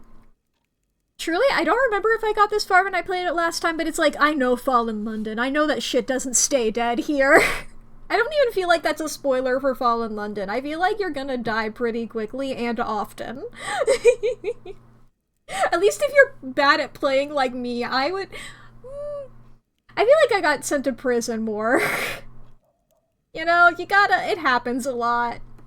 You know? All my shit's getting to 8. I'm having a bad time. You learn it quick, yeah. But I was like, I guess I won't say it. How is this possible? I was truly dead, and I have returned. I don't know why I'm speaking like this. I don't remember what my voice was last time. That's what happens when you die. You get a whole new voice. The paths of life and death are not as they are on the surface. One of the text first post-prison is the hanged man grinning at you and asking who the new stranger is. I thought I remembered that happening near the beginning. I was reminded of, of something like that. I was reminded of, when we were talking about Archie potentially getting hanged for doing a murder. I was like, isn't that a thing? Aren't there a bunch of guys like that? That is the only explanation I can find. The question of the grave remains alarming. There was a corpse there, and you don't much resemble it. I didn't wake in my grave. I came to myself standing in the midst of London. At one moment I was crossing the last river, and then the boatman put me back ashore. Yeah. The corpse with the sigils on it. It may not be David's body, but surely it's connected with this. I am not returning to dig it up a second time. My hands are raw. And I have more mysteries than I can manage already. As far as I'm concerned, it was a malevolent practical joke. And I don't need to know by whom. If it was man-made, it was still a very strange creation. There may be others we can ask. People who know more about this kind of matter. I don't believe I've had the pleasure of your acquaintance, Miss Smith. I'm a clerk at the Ministry of Accounting and Recounting. I was helping Miss Landau. We were trying to dig up your corpse. I dreamed you were alive. That you were trapped in there. I knew it might only be grief, but I dreamed it again and again, so vividly. We should make a list of what to do. I will alert the Ministry that death appears not to be going as usual, and someone needs to inform Hardchief that Mr. Landau is not dead, and therefore Archie is not a murderer. Someone did murder me. I was poisoned. It was excruciating. He really was completely dead. But he isn't dead now, so therefore that is not a murder. Whoever did it might try again. I can't be sure it wouldn't work. Believe me, I still very much want to know who the culprit was. I'd rather hoped you might know who did it. Yeah, listen for anything that might exonerate Archie. I watched David closely. I hardly ate anything that day. Only the medicine that Archie brought me. I wasn't feeling well from the beginning, so I stayed in my room to read. There was quite a parade of visitors in the parlor, I collect. Parade? I had Ivy Fitzclarett here working on a fitting. She is hardly a visitor, and we were not in the parlor for most of the part. Though she may have passed through. Yeah. And when Archie was with you, he didn't do anything strange. Nothing to make you think he had a sinister intention? No, his bedside manner was much the usual. He had moments of melancholy. He often spoke of being homesick. But otherwise he showed only a concern to see that I was better. Although the flavor of the medicine that day was a trifle different. More like the ordinary medicines I'd had before. He said it was a change in the ingredients available, and that he'd had to compound his own down here. That's a little troubling now that I've thought of it. More than a little? I'm sure it's only a coincidence, and the meaning was just what Archie said it was. So, Miss Fitzclarret was here on the last day. And Archie visited, we know that, as you blamed him for the poisoning. Rachel and Phoebe were at home. And I believe I heard Milton's sickly tones, or sticky tones, through 3 sheets of doors. 3 sets of doors, it's not a sheet of door, whatever. Milton did pay a morning call. It was not long, and I was preoccupied with Ivy. I held a brief conversation with him, and then excused myself. He spoke with Phoebe for a few minutes, and then departed again, I believe. And you ate nothing, David? No, only Archie's medicine. No drinks? No tea with a bit of flavor and a gritty texture at the bottom of the cup? I would certainly have noticed. I thought as much. One always has the sense of poisoning victims, of being especially unobservant. Okay. We should go home, and I will leave you to your conversation. I imagine there's a great deal to say at such a reunion. You will let Constable Singh know that a murder is no longer a murder? I wouldn't want the matter to be dropped. It would be the most grotesque miscarriage of justice to hang a man for murder when he did no such thing and his victim is still walking around London. I will tell Constable Singh. Gracious! When you came to us for help, you said it was to help us free Archie. It's true, I did. And pray on that commitment. That was a rash promise. It seemed reasonable, and I needed help. Can you see any of our cousins agreeing to come down and take a turn with the shovel? No, and especially not the Landau cousins. Such a betrayal of tradition. But thank you. And give my thanks to Miss Smith as well. You were a truly great assistance in a terrible time. If it was Archie who gave the fatal dose, then something will have to be done. But of course, we'll say it wasn't murder. You may say it wasn't. Ha ha ha ha! Hee hee hee hee! Ho ho ho ho! 274 days since the fall, we have finished the season of confessions. Woohoo! Alright. Ooh, another day where we just don't have much. Wait for Archie to come home. The fucking violin! Rachel Landau has sent a note of thanks. Wait a few days before paying a visit. There is no rule for how soon to visit the deceased after they return to life. They'll need to recover. Never mind, at least Archie will be home soon. Hopefully. Archie does not return. His place remains empty. Horatio cooks him a portion, but he never comes to eat it. After 4 days, Grizz tries to argue her out of doing it anymore, but she insists she can afford it thanks to me. What isn't eaten goes to hungry neighbors in the morning. And she, Horatia, doesn't welcome interference in how she runs the house. Since our advent into the Neath, every season is freshly alien. The season of confessions goes out, taking with it many helpful self-deceits. Yule brings the first full horror of the Neath. People stop pretending, when an animal speaks, that it was imagination. Dogs, it's true, still say very little. This is what passes for tact among dogs. Cats have no such compunctions. On the rooftops they trade in human secrets, and their side glances dare us to object, hypocritical gossips that we are.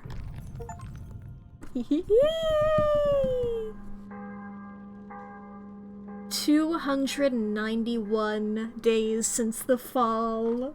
14 days remain in the season of Yule. And like, for sure, new stuff for me at this point. Oh boy. Speak to Hardcheat about what's happening. It's as I explained to Horatia and to Lady Griselda. By the terms of the law, a murder was still committed.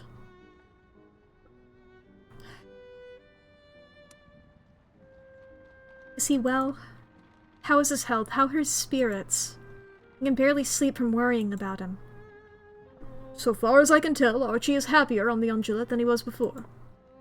He is a hero to the other prisoners.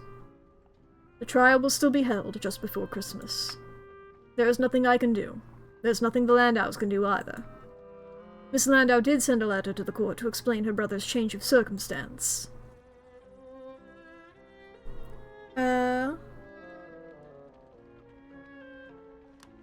Yeah? What exactly did you do? I've spoken to everyone I could find. I woke an old judge from his bed in the middle of the night. He did not take to it kindly. Yeah? Thank you for trying. It was all I could do. Archie will be tried. If we can account for his innocence, he may be freed. If we find evidence that someone else was involved, they may be added to the trial. If you find anything, if you have a good explanation for how it wasn't Archie. Yes! Ba-ba-ba. We can try and break him out. No. I'm stuck on this. It's a murder mystery, and I do love a murder mystery. As much as I like a heist, I like a murder mystery more, admittedly. Ba-ba-ba. Yeah. You'll be the first to know. Thank you. I'll need to craft my theories the way Archie showed me. If I can't build a finished plan, I'll at least be able to come up with some hypotheses. Crafting theories about an unknown motive or method will give me the right questions and let me get answers out of people. The more I learn, the more I'll be able to refine what I ask, or the accusations I'm ready to make. I'm always glad to visit Archie on the HMS Undulate with you. Da-da-da. Yeah, and let me know about some new destinations, please. A cavern of tentacled creatures!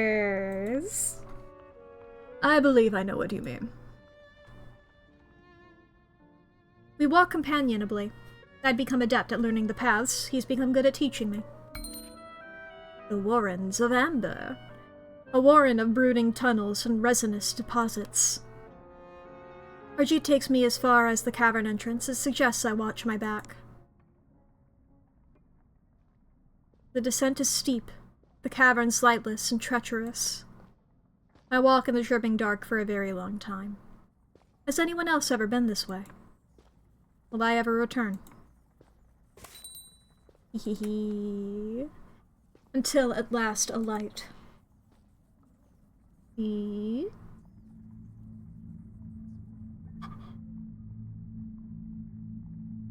What are you doing down here? Ooh! Crashing about in the dark like an escaped sorrow spider. My friend and I heard you from miles below. The sound was vexing him. And more importantly, vexing me.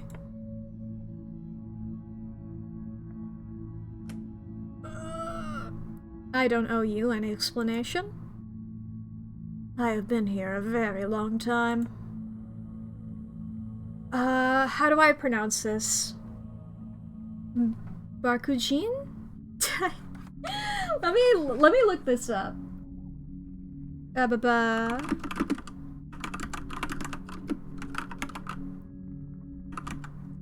If it's somebody's name, you know? It's not popping up. There's literally no... There's literally... Okay, there were no results. Call you Jean for now. I'm sorry. Or no, I think it's better for me to try and pronounce it and be wrong than to give you like a fucking... Barkujin? I'm gonna just say Barkujin. I don't fucking know. I'm sorry if that's wrong. My city predates yours, though now it is gone. Yours fell on it, but I do not hold it against you. The fourth city had already gone to the dogs, and worse.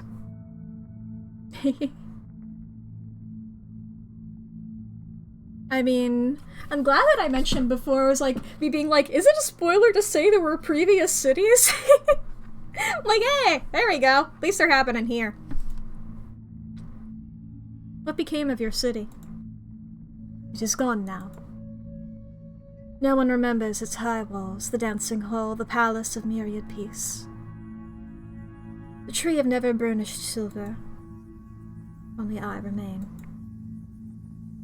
It seems best I escort you to the caverns if you need to explore. There are things down here it would be best not to fall into. You may not take my arm. And my friend would welcome company. It saves him talking at me. She leads me deeper into the darkness. Maybe Barchujin? Barchujin? I don't fucking... I feel so bad not knowing how. I have been watching your city for some time. I have made a few trips to the market above and bartered for what I could with the little we have. I have observed that Londoners are an excitable breed. It is in this spirit that I warn you to not be alarmed at the appearance of my friend. He cannot help it. Imagine that she is pleased to see as delightful a specimen as me. I'll steel myself. I wonder what I'm getting myself into. His people are from far away, or long ago. They emerged centuries ago from these caves. I do not know how deep their roots run. They do not resemble us. They do not think like us. They do not act like us. But they do not mean to harm us. It is not far now. She leads me through dark and twisting caverns for a very long time. Feels like days.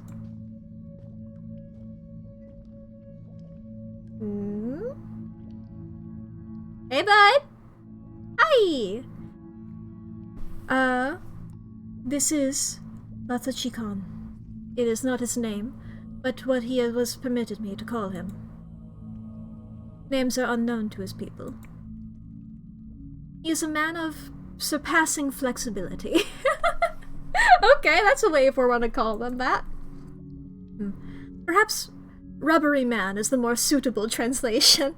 I was like, okay. I was like, if we weren't gonna be calling them rubbery men, I was like, okay, I'll try my best to remember man of surpassing flexibility, but yes, rubbery man.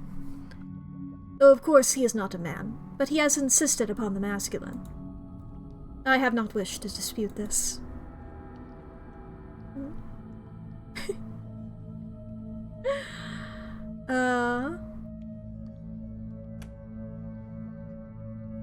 I imagine there's more than a few uses for such a skill. But Tachikan makes an innocent hooting noise. Believe me, the novelty wears off after the first century. And now you've only encouraged him. You are the first to venture down here. Though secrecy has gone harder and harder of late. But Tachikan insisted we get as close to the surface as we could. I told him it was only a matter of time, and I was right. But Tachikan makes a series of plangent honks. The gesture is obvious. The surface.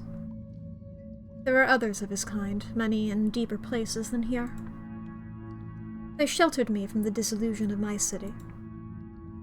They have sent us from the Vats to be their emissaries. I have been his eyes and ears while we waited to see what would become of your new city. Chushin. Okay. An old Mongolian name in the internet is not so kind to the Romanized spelling. Yeah, I got that vibe. I was like, okay, I was trying to remember, like, which city was the one before this. I was like, okay, if I figure out what country, if I remember what country it is, I'll probably be able to guess. I was like, okay. It was like, suddenly it was like, okay, the Q is gonna be pronounced like a ch. I got that much. Barochushin. Hello, hello. I have been his eyes and ears while we waited to see what would become of your new city. I have even learnt your language. What under heaven happened there? Such an ugly, polygamous tongue. I believe we have tea. Will you take a cup? Matachi-kan makes a series of frantic honks as though to dissuade me. I'll trust Matachi-kan. I couldn't possibly. How disappointing. Is there an error in how I make it?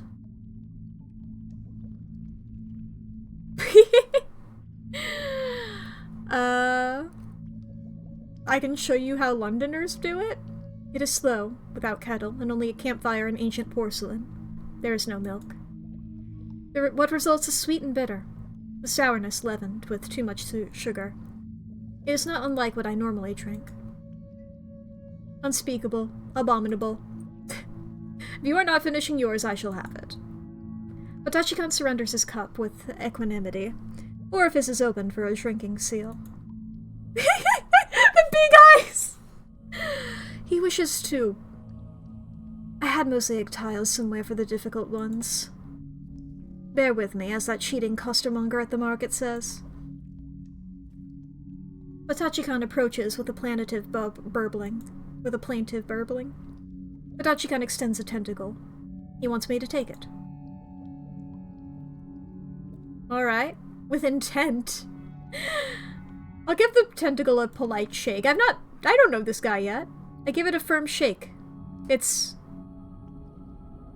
oleaginous and soft as silk. Matachi-kan makes a pleased honk. I have it. That noise means a recumbrance is desired, but not... Oh. I see that I'm superfluous. That shall be my epithet. Superfluous Barochujin. Barochujin, I forgot a syllable.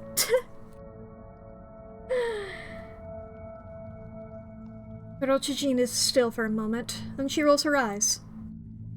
Very well, I do recall this one. I accept the apology. Matachi-kan makes a plangent noise, like a duck being deflated. I think this indicates contentment. This is followed by a series of trilling ululations. No, I would not ask that on a first visit. She glances at me. Perhaps if our new friend were to come again, they might indicate, by so doing, that they were willing to entertain the request of such viscosity. Barochujin considers whether there is anything to add. They watch me depart. I sense they wish I had stayed, but were too cautious to ask. Perhaps they might welcome another visit in the future. It is a long and treacherous road back through the caves. I only have platonic intentions towards Barochujin. Okay, one more errand. Boy oh boy. You fucking love Matachi-kan. He's as normal here as you expect. Yeah. Okay. Method. Tainted drug. Motivator. Who the fuck are the Kerrigans? Okay.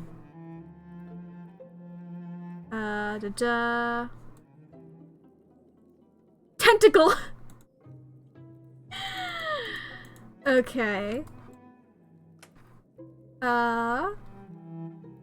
Poison. I mean, that's the only thing he ate.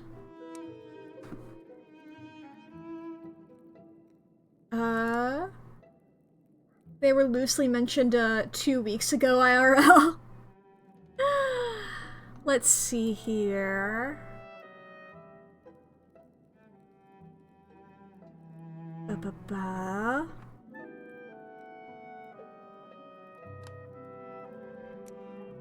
I mean, I like the idea that somebody knew that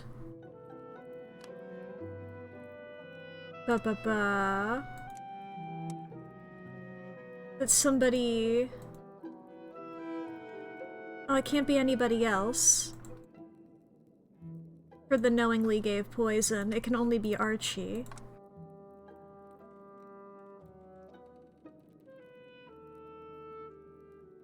David's ex's family. Ah. I didn't mean to click on Phoebe.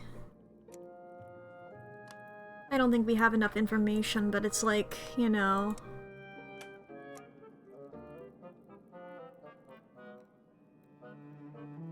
I mean, we can go with the Kerrigans.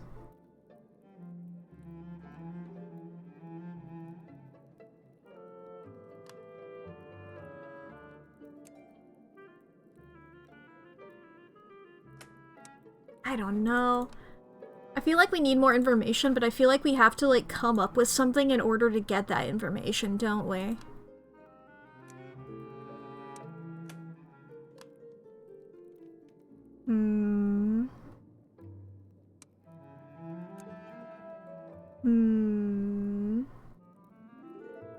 I mean, there's always Phoebe.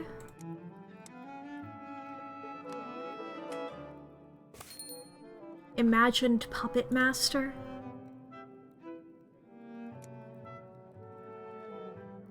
I don't know. Just so we have something, I suppose.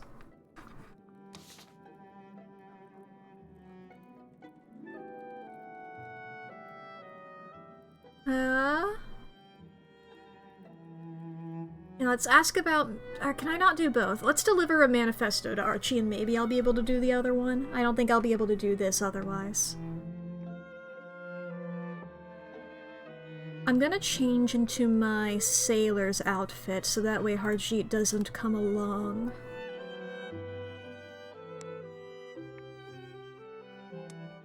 Satisfied with that. Ah, you're taking a risk coming here without Harjeet. Yeah. Same dialogue as before.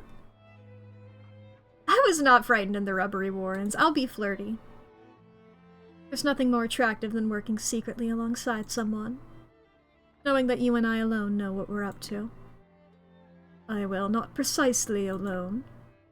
And your publisher, I suppose. Not met the publisher. Perhaps he is also very attractive. Oh, he's not. Trust me in this. Damn!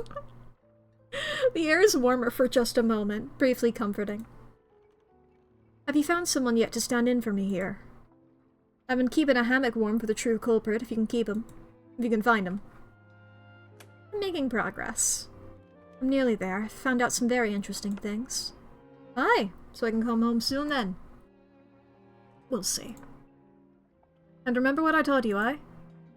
When you're crafting a theory and there's something you don't know. Figuring out which bits are still unknown, that'll let you ask the right questions. I have something for you. A plan of defiance against the ministries and the masters. Oh, that's fine. Are you going to tell me where to take it? I cannot do that. I need to meet the gentleman on the other side of the mirror. I've a way to get there, even out of the undulate. If I'm supplied. How's that? A wee drop of prisoner's honey takes you into the place of dreams. Yeah! Most times it's no more than an escape. And at the worst, he might meet with a nightmare. But you can meet people there too, if you know where you mean to look. It's the way I have to speak with my publisher when the need comes. I see. Would you be so good as to bring me a few bits and bobs? He holds out a torn bit of paper on which he scribbled down the names of various ingredients. Some are common enough things on the surface, but they're not all so easy to find here. Others are distinctly peculiar. Okay. What's the purpose of these? There's some on the undulate that are starting early signs of scurvy. And there's another matter that I mean to look into. Just a lot of those, if you would. I'll take the list of Ferret, yeah. I'll speak to Ferret on it. Thank you. Buy drugs! Silence falls. Oh boy. Alright, chat, we are going to take ourselves a little break right now. If you need to go to the bathroom or grab a snack or get something to drink, now is going to be the perfect time to do so, because there's about to be 3 minutes of that. So, please take care of yourself. You won't miss out on anything, because the game will be paused. If you need to, this is also your hourly self-care check-in, so please, this is your reminder to fix your posture, unclench your jaw, save your files, take your meds, do some stretches, charge your devices, and, you know, have it, good. Be good. Oh boy. I'm just gonna be looking around in this menu, I think, during the ads. I mean, I have the manifesto. Should I just, like, with the stories, like, this thing, should I just go, like, full on and, like, make everything unknown? Because we don't know shit. We don't know anything. Okay. You do need to get drugs for Archie. You can, but but you recommend a theory with at least a culprit? Gotcha. I don't even know who I'm thinking for culprit. Like, I don't think Archie did it. He seems like a pretty soft boy. Truly, let's just go through the list of characters. Me. Now, I don't think I did it, but I've been tricked before. Archie, I don't think did it. I wouldn't be too surprised if he actually did, but, you know, it doesn't seem likely to me. I don't know why he would, you know? Barochichin, literally why? Batachikan, literally why? David himself, I could see being it. If he, like, heard, if David did if David did learn that, like, death is impermanent in the Neath, and then he was like, I want to try it myself. Shit, that was embarrassing as hell. I gotta blame it on somebody else. But I don't know. I don't think Ferret did it. I mean, Ferret could do it. Believe you me, Ferret, I think, has murdered before and will again. But, you know. I wouldn't be too surprised. I don't think Ferret did it. You know, I just don't know why. Ferret could, though. I truly just don't know what the motivation is here. Once we get the motive, I think that'll help. Grizz, literally why? It'd be fun, but literally why? Harjeet, literally why? It'd be fun, but, you know, same for Horatia. And it could be Ivy? I don't know, she wants to lay low, though, I think. Milton feels like too much of a red herring. You know? I've mentioned before, like, a wolf in red herring clothing. I remember going off on a big tangent about how that should be a phrase. He could be a wolf in red herring clothing. But I don't know. I like Milton. He's stupid. Just showing back up and being like, you sure? And how long was he dead before you buried him? Love Milton. He had a cameo in Fawn London lately that was so good. Hell yeah. Hell yeah.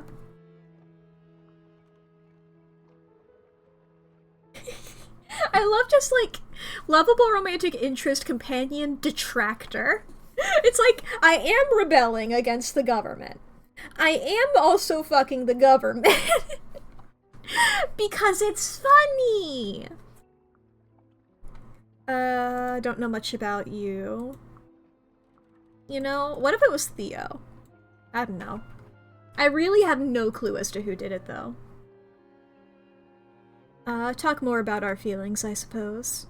I say a little more about how I'm feeling towards Archie. About how much he occupies my thoughts and how much I miss him when we're apart. He has a few observations along those lines himself. Come back as soon as you like. Tomorrow, if it suits you. Archie, I would love to, however, I only get 2 actions per day, basically, so... I do need to solve the crime. Ah, comrade, there's a newcomer to the house. Oh my god, somebody else is calling me comrade. You might find it amusing, I suppose. It is an unusual situation. You look solemn, Horatio. The last time was when you told us the supplies of cheese had run out. I know we've had a happy little group here, but the time had come.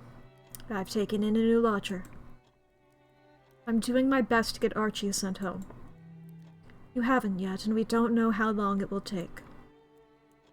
No, but I don't think it's time to give up and move on. I haven't been doing the British accent, sorry. I'm surprised. We haven't had many asking to lodge here since the fall. Archie'd brought him around. I had my doubts about that. You should know, also, he's, a clayman, he calls it. Ooh, a clayman! Looks like a statue, but he's polite.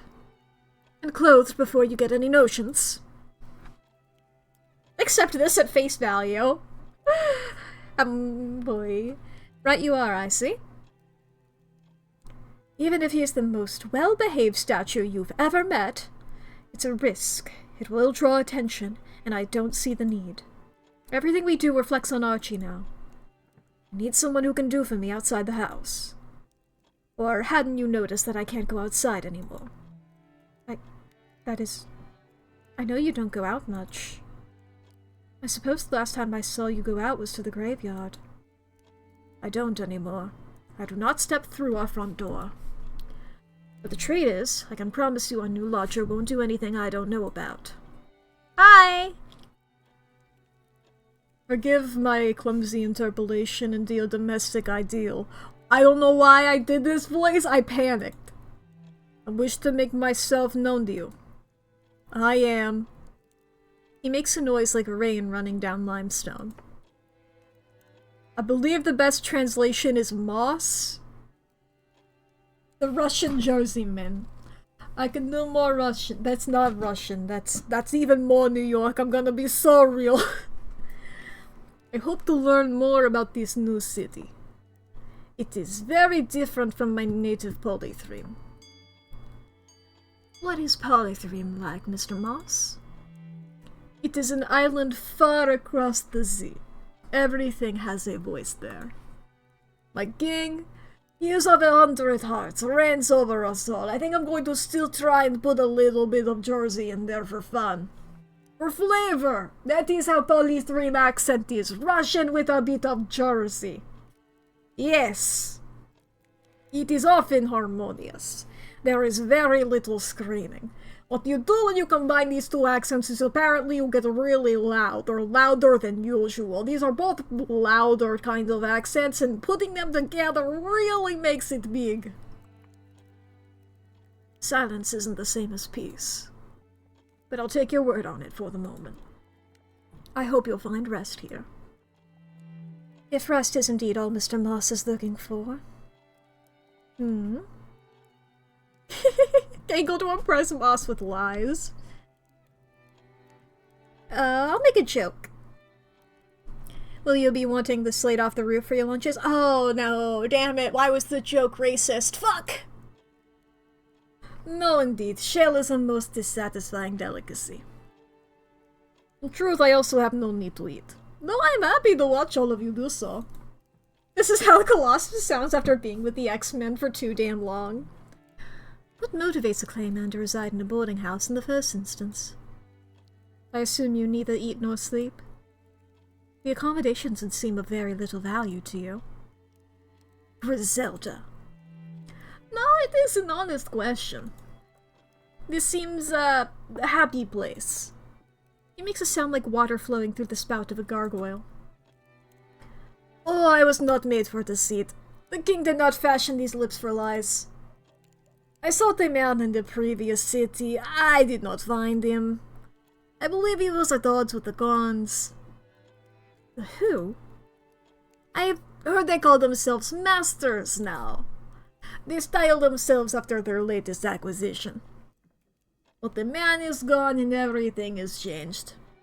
I hope to find my place, my purpose once more. Hehehehe. Support Horatio and be charitable to Moss, I think. Perhaps we should let Mr. Moss settle in before we bombard him with questions. Quite right. I'm glad someone retains a sense of manners. In Polythreme, we are always in union. Oh, polyphony makes a pleasant change. I was looking for someone in the last city. Yours falling came as a surprise. There, you see, Mr. Moss requires his rest. I have no wish to be burdened. In a Polythreme, that what the king wishes to occur, occurs. But there are 3 of you. I will wait for you to reach an accord. I will require respite rather than shelter. It will not be an undue inconvenience if I am better to look elsewhere. And he is meant to keep us safe, is he? If I were a housebreaker, I'd give him a wide berth. Besides, Harjeet said he considered it his obligation to help Mr. Moss find a home. That it was a good deed to place him here.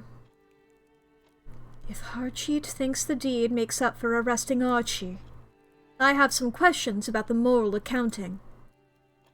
Not everyone tallies their good and bad deeds in a double-entry ledger book, Lady Griselda. Whatever the Ministry may have told you. But he's right. If we're all to rub along here... I slammed my leg into my desk, it's all good. It didn't even hurt, I don't know. I missed all my nerves, I suppose. Just made a loud noise. If we're all to rub along here, you all need to be comfortable with our new lodger. You live here just as much as I do. I think you're likely to be outvoted, Horatia. No one has a better heart than you.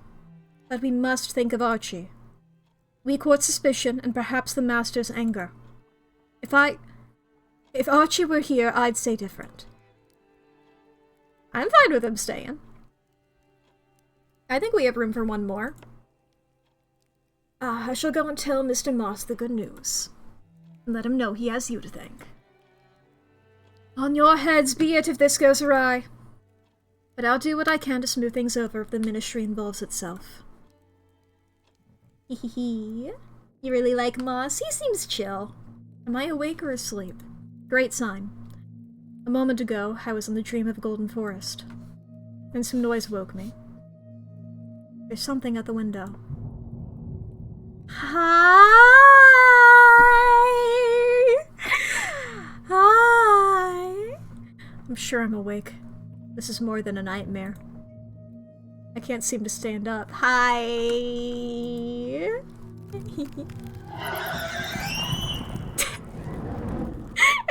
Why'd you make that noise, bud? Oh, hi. You're bringing things down on the house. No, don't move. You won't be able to get in now.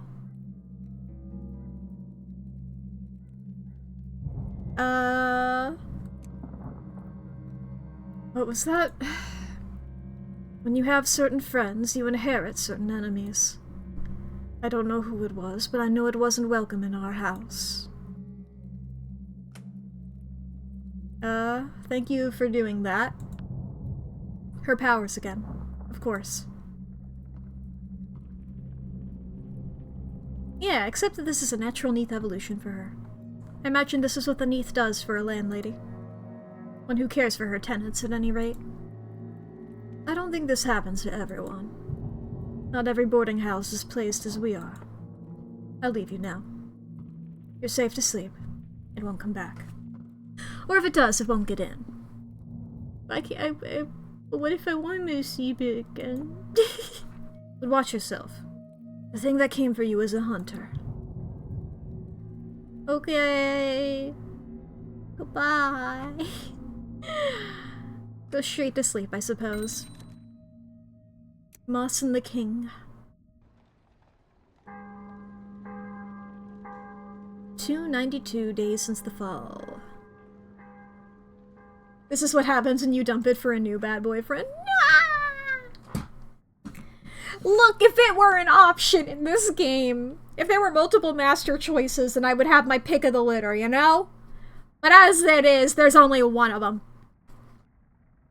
If it only wanted to be a cameo, then that's its fucking problem. As usual, I resort to the morning papers.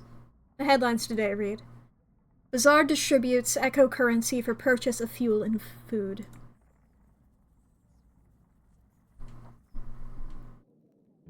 Alright. Memes? Any memes? Sometimes now I try to remember the surface. What it was like before the meiotic cataclysm. When we all still lived in a world of day and night, winter and summer. When Grizz kept her distance from the other lodgers and wore gowns. When there was enough food on the table and it wasn't always the same. Sometimes I can't get my memory to go back further than the night of the fall.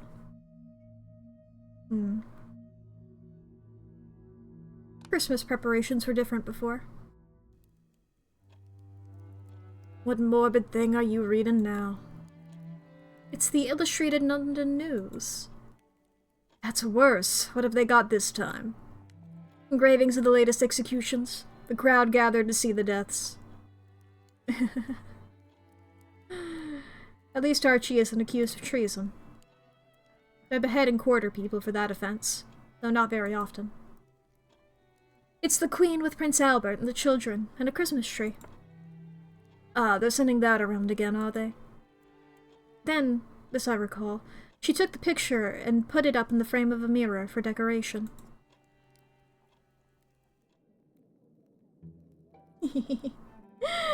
I'm sure that seems very relevant to all of the people playing Fallen London right now. Alright. Hey, would you look at that? It's one of the people playing Fallen London right now. Christmas tree mention! Let me go back here. It's burning the servers! Yeah, we've got... Yeah, I've got Phoebe in the culprit position right now. I don't fucking know. Yeah, let's get the ingredients that Archie wanted. I'm glad that I had the money for this. Usually a good idea to dress down like this for ferrets. I'm satisfied with that. Maybe I should have put on the wig. Whatever. Oh, it's all they got the place all decorated. That's what I like to see. Real person of the streets wear. And a flirt. I tease Ferret a little. Ferret just looks more cocky than ever. By the by, you should have seen the basement I was called to yesterday. Needed a fire iron to hack through the spider webs. The biggest spider asked me if I didn't care to stay and be wrapped in a tight, nice silk jacket. Which I declined, as you might imagine.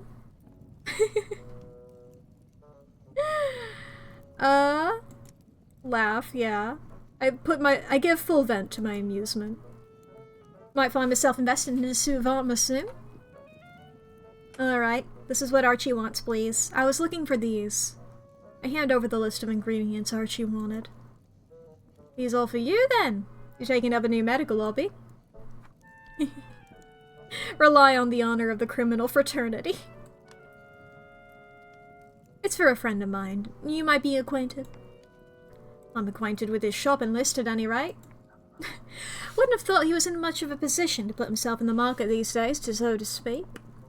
They have another look at the list, and then look under their shop counter. Some of these articles are challenging to come by. Got to be compensated for the time and trouble, don't I? I'll be 5 pennies for the lot.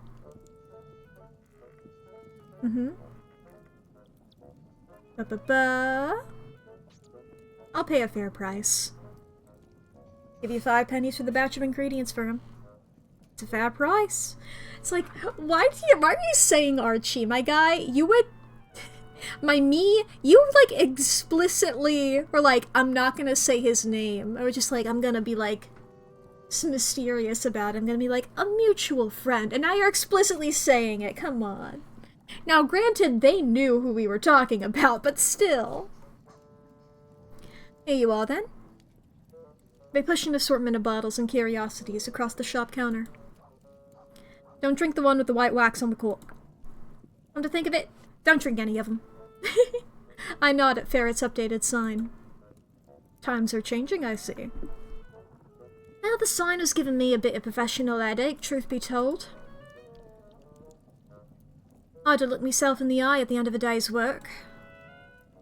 What with being a rat catcher, there being talking vermin. Sorry, shouldn't say vermin, I'm told it ain't polite. Not that I've been talking to him, obviously.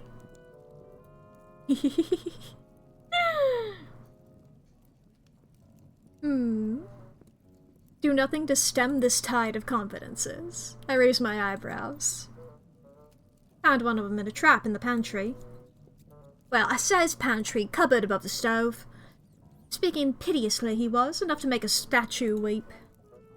Which they've not started doing down here yet, I hastens to add. I raise an eyebrow, thinking of Horatia's new tenant. I was just like, I think that the game is probably gonna point it out so I don't have to. Yeah. Oh, Lord bless us and save us, tell me not a word of it. Well, any road, long story short, I'd apologise and we struck up quite the repartee. Which is a long way round of introducing you to Algie here. A rat darts across the counter and bounds onto your shoulder, where it sits, whiskers twitching. A new item acquired? What do you mean why are you dressed like Harry Dubois? Pasta water.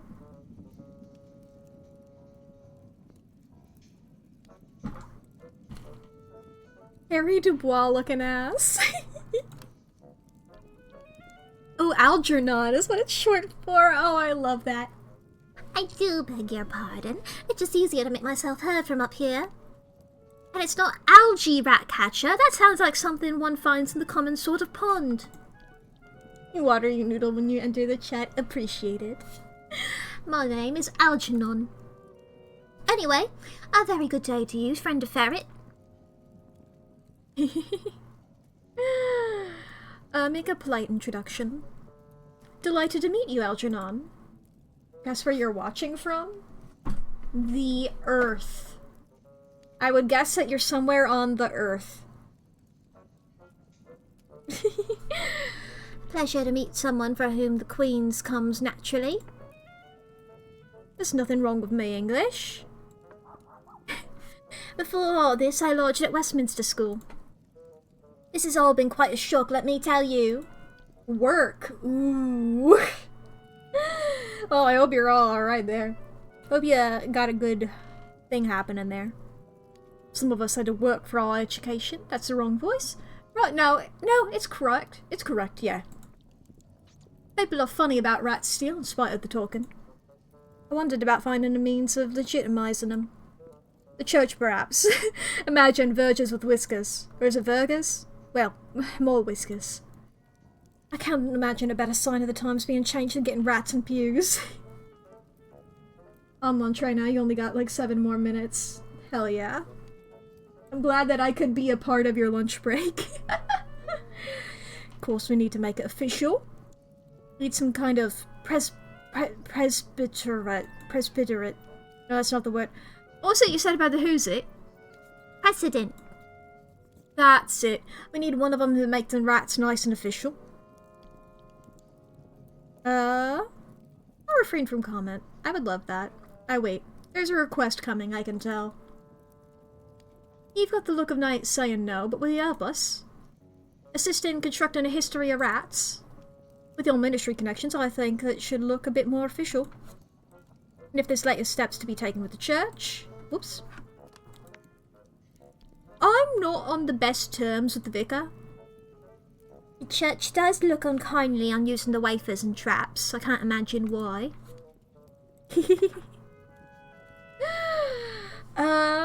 I mean, I guess I'll agree flirtatiously. I was gonna agree friendly, but, you know, I am flirting with Ferret. Well, since you ask. I'll consider a story for how the rats came to know language. Knew you'd come through.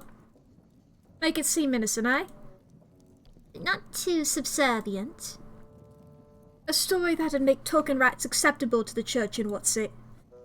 Maybe there was leftovers from Noah's home, or some holy fool found a way down here and told him how to squeak properly. Goodbye for now, Algie. Enjoy your time with your new pal. I tolerate this indignity only if it means alternate companionship. I shall miss you too. Seek social acceptance for Algernon.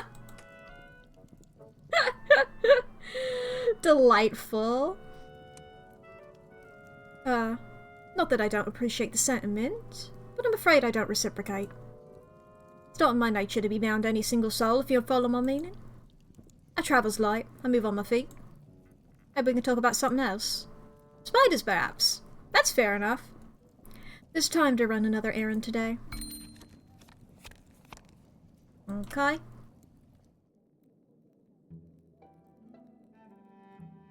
I can build another story. Tell a story about how rats learned how to talk. Okay, pre-fall. Taught speech. Okay. Swore eternal gratitude. And joined the congregation. Yes. This is my beautiful story. I didn't even actually read the story. A nameless individual came upon a clever rat in the depths of the Neath. They did something for the rat, and all its kind. A rat rendered mannerly thanks for this kind service. The rat joined the congregation and worshipped faithfully under this leadership. A nameless individual perished long ago.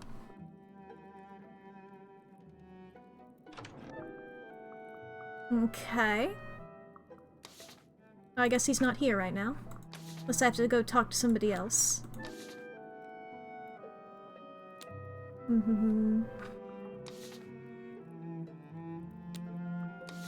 Let's see here.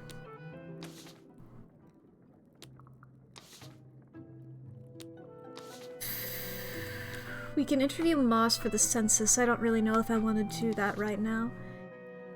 Let's interview Milton about who had access to Archie's medicine, I think.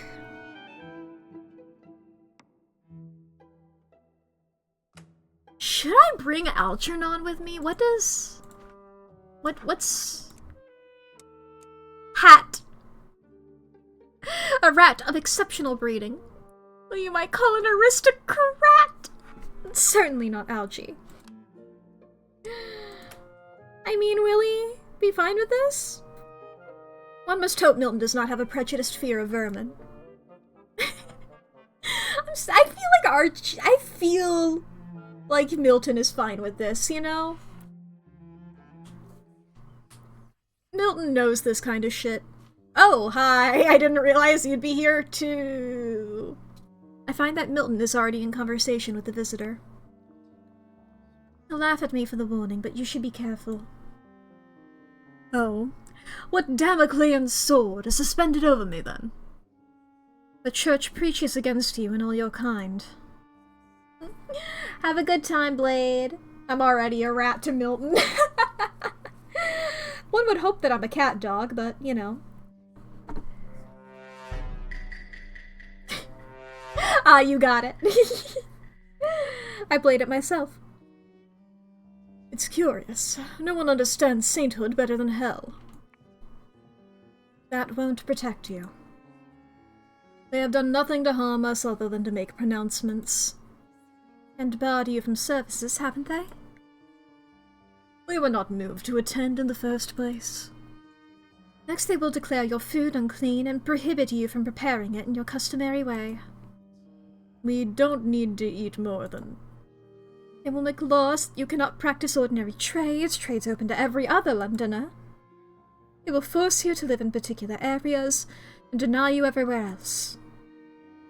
Rachel... It is the church that named you all devils, wasn't it?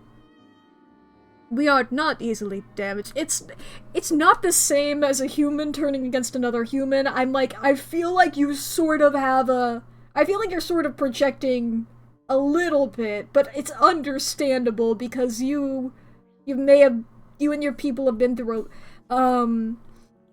disbelieve me if you have to. I don't know what to tell her. Point out that she's speaking from grief. She carries a long history of loss. So I see.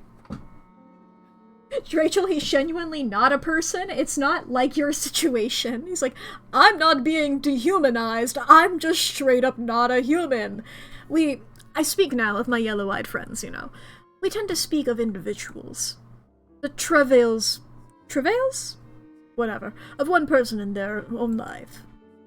Perhaps we don't think enough on a descended lineage of souls. Do you mind if I ask you a few questions about the murder?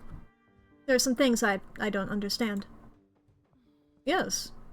Clearing up human misunderstandings is one of my favorite pastimes. It is possible, of course, that you will get some answers you do not want.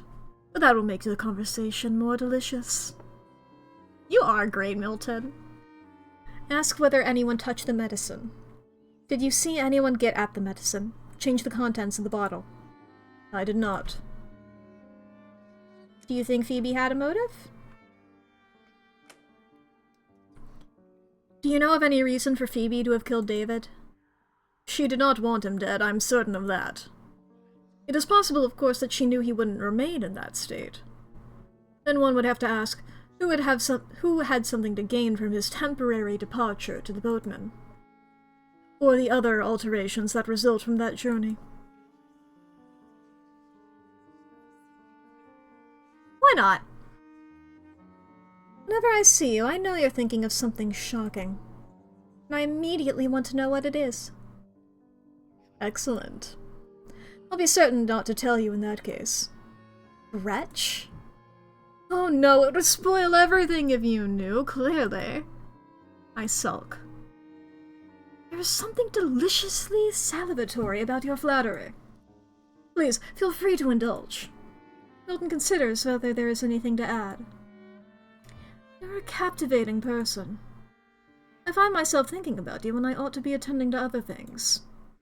Virginia has started to give me suspicious looks. Realize I have an interest in Milton. Mack? I didn't realize you felt that way.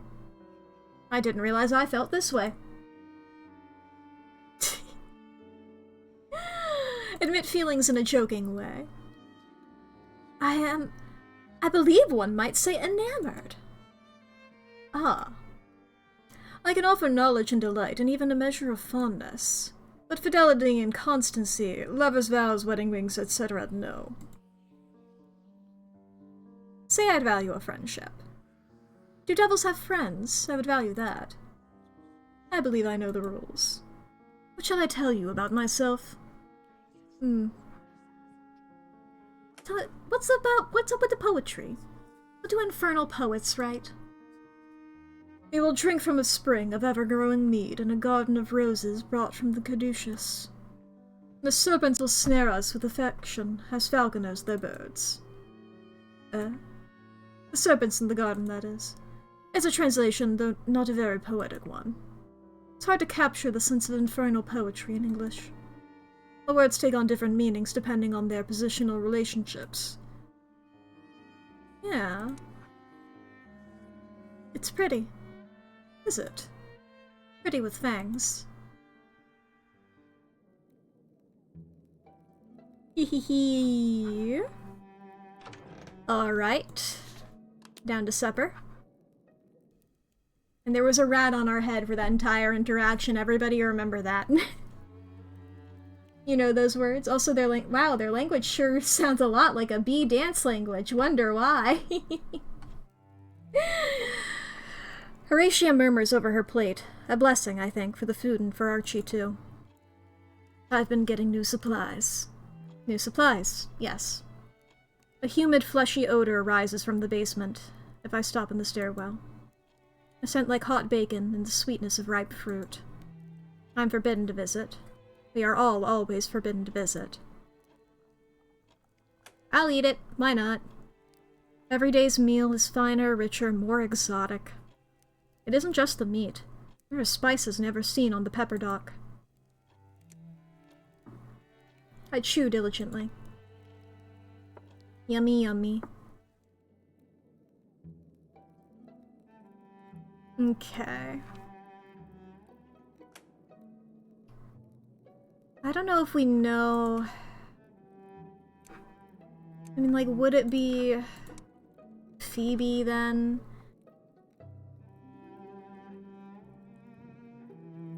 I don't know who to blame here, really. Just keep it as Phoebe for now, I suppose. If you may, you can use the tainted drugs and Archie as the culprit to experiment with him genuinely or as a patsy. True. Whoops, that's the wrong one. That's the rats.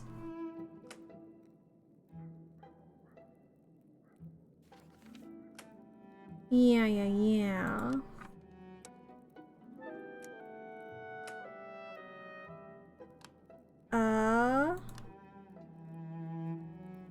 Yeah, tainted drug.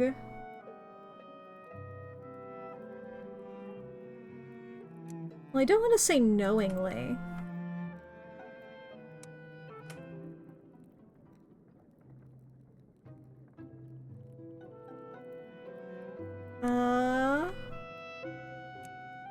I mean, let's just clear this one. And if we say, like...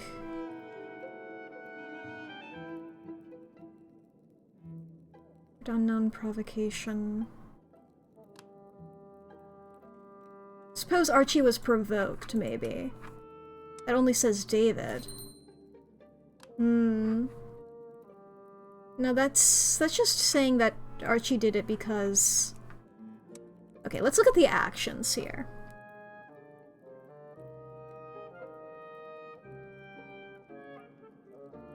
I think told of impermanent murder.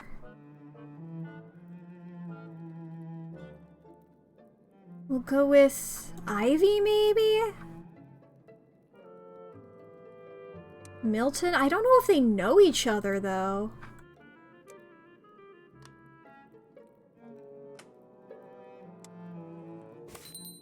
How buy drugs?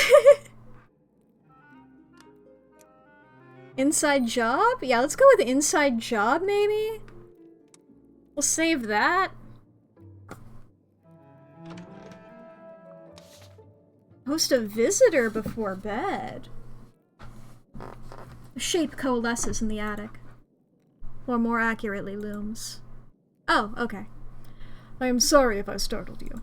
I was looking at the window like, I had hoped... No, wait, this is voice, sorry! Oh, I have got so distracted. Oh, boy. I hoped we might become better acquainted. I have several questions regarding my tenancy here. I would have asked the elders, but Mrs. Chapman was dozing and Miss Smith told me she was, engaged in important business. I did not realize business constituted the imbibing of wine. I have much to learn. Do let me know when I make an error of etiquette. I am sure there will be many. I'm more than happy to see you, bud. I live for surprise guests. Oh dear! I hope you are not regularly interrupted. I'm always available if required. I notice Londoners are averse to poor behavior when I am present. I don't think why. I am afraid I did have a question. In Polythreme, our king rang a hollow bronze chime to summon us when required. His favorite servants all bear his own image, so both our station and duties are clear to all. I'm afraid I find the etiquette here more confusing. I hoped you would explain my duties. As a lodger in Mrs. Chapman's guest house. Horatia needs errands done. Mrs. Chapman does not leave the house. If you can serve as her messenger outside, that would assist her. I have noted her affinity with the building. It is a relationship I have not observed in Polythreme. But all the same, more like home than most things in Londinium. This seems in line with my expectations. I have one last question, forgive me. But I wondered your thoughts on my behavior thus far. I hope to be well liked here if you could advise me. Just follow what everyone else is doing. Everyone's just muddling along. There's not much muddling where I'm from. It is a state of being for boots and urns. But I shall see what I can do. Thank you. I shall leave you to your rest. Good night, as they seem to say here. A phrasing that confuses me. It is always night here.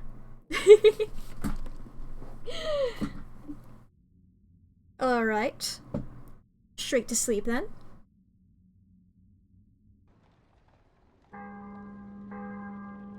$293. Okay. I'm the first to the morning paper. The headlines today read, "The Master's new Fist of the Bazaar hired amid billiard hall scandal." Ooh! I want to know what that scandal is. Alright, let's recall the past. Where's my memories?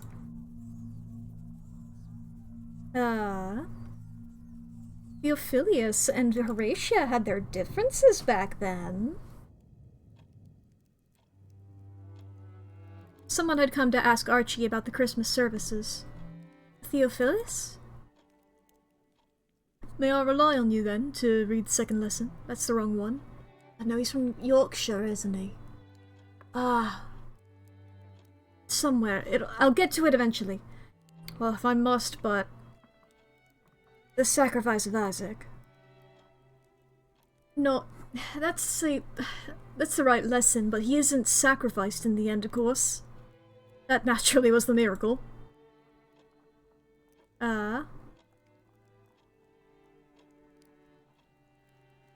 It's Horatia I recall best.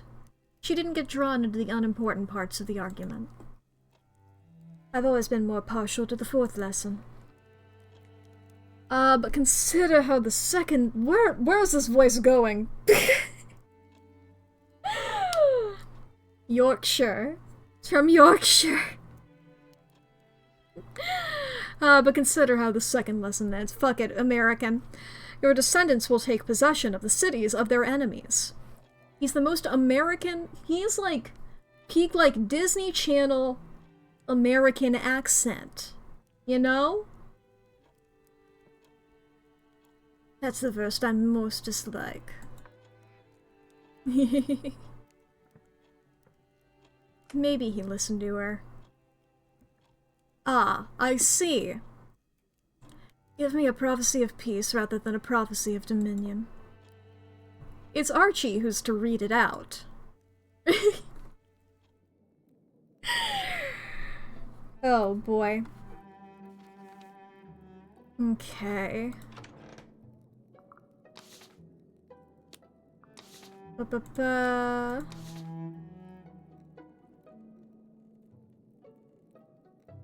Arsenical? The place of rats. His drugs. Or talk about other... Can I do both?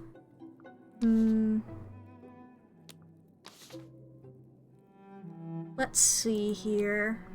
We've got a lot to do. Okay, let's just take Archie's drugs first. I'm bringing the rat with me, dude.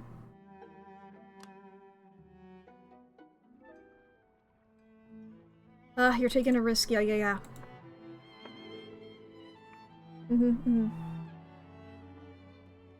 Let's go straight to the point. I'm here for a reason. Here we go. I brought you your ingredients. Take these. They might not seem like much use down here, but if you need to go where you won't be recognized, they're useful when it comes to keeping prying eyes away. And taking a dark view of things in general. Ooh! Posing specs. As if the neath were not dark enough. These are eyewear for a prophet of gloom, an evangelist of a nocturnalist fantasy. When I wear them, people can't tell what I'm thinking. Aye, well done. You found more of these than I thought you could.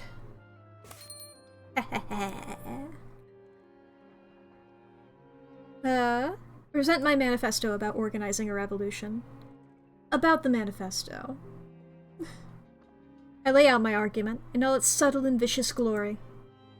The formation of cells, the recruitment of comrades, the stockpiling of supplies. When you said manifesto, I did not think you'd take it to such an extreme. What did you expect? I was thinking somewhat more in the nature of a treatise. Setting forth a plan, aye, and maybe something with to stir the blood, but nay. Hey, wait. You're speaking of weapons here, in combat. Someone's like to be injured, and it will not always only be the masters. I think you've not seen a battle. People do not look so well after. Come to think of it, Archie hasn't seen that either. To the best of my knowledge, he's never left England. Alright. Yes, perhaps you're right. Might be too great a risk. I take the paper back and Archie sags with visible relief. Silence falls. Ba-ba-ba. I'll see you again soon. Come back as soon as you like. Tomorrow if it suits you. Okay, one more errand. Fine, I will do a revolution. Let's see, what else do we got? We don't have anything else. Da-da. Synagogue here.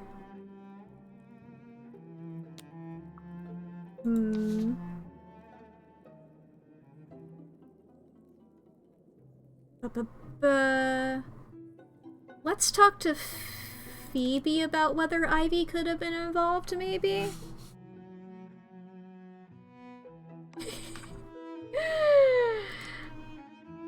Maybe... Actually, maybe we talk about, the rats. The rat. Clearing Algernon, there's always the risk the two of them will be thick as thieves and I won't get a word in. It pleases Ferret, though, seeing their old friend. I'm satisfied with this. Oh, you brought back Algie! Allow Algernon's presence to make an impression. I see you've noticed my headgear. I like to consider myself a fascinator. Just an example of my affiliation with the creatures of the Neath. Ferret relaxes slightly. Lay out my story about the rats finding a teacher. I have the beginnings of my story, how the rats might have been trained and converted long ago. Now Algernonia tells me that rats might already have a dose of religion, which might be enough to give us an in. Silly as it sounds, when Westminster School fell with me in it, it was washed out to sea. I found myself clinging to a school desk and subsisting on chalk. But far below the water I saw a glow, like gold beneath the waves. Thought I spied a man, much too large. He held a goldsmith's lens and a tail, waved me on. I thought it was a dream, as one has when on the verge of death. Don't suppose this sight introduced himself? No. Seems he might have had manners. The rules of ordinary etiquette are famously inapplicable to holy men. Much as I hate to bother a man busy bothering God, might be that the vicar's our next best bet. No one speaks for a moment. I'll ask about your work.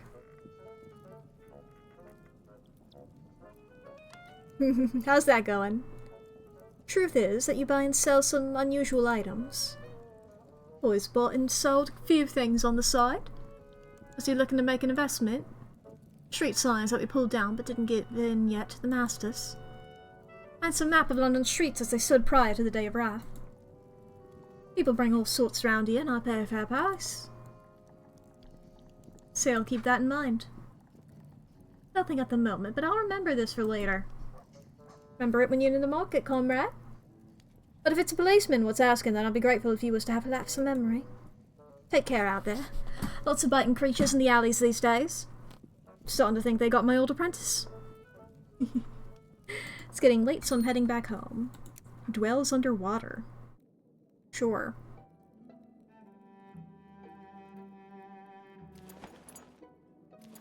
And I got these beautiful little... You look like a criminal specializing in the importation of discount vices.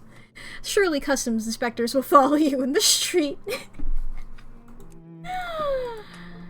I assume you purchased that corsage during a particularly inebriated shore leave, if I'm hatless. Okay. Oh, that's what... I guess... Is that what Algernon is saying, then? Because it's in quotes. Aww. Delightful. Go down to supper. I don't want them. He's trying to be kind. They are an abomination unto the Lord. And more importantly, an abomination unto me. Can't you make her see sense? Our new lodger is making horrid dolls for reasons best known to himself. Clay versions of us. Please make him stop doing it.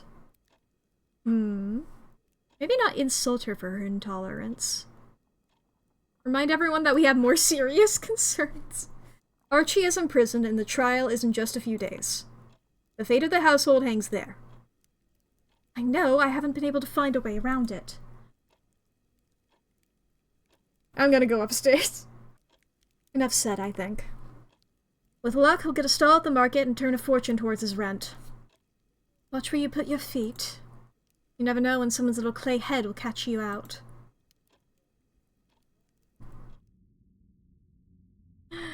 Alright, we're just gonna go ahead and go to sleep. Nyum. 294 days since the fall. Alright. Ba-ba-ba. Bruce leaves me the newspaper after she's read everything of political import. Headlines today read: Nightmares of Mechanical Bear continue to plague old Castletown residents. Mechanical Bear? Ooh, fun.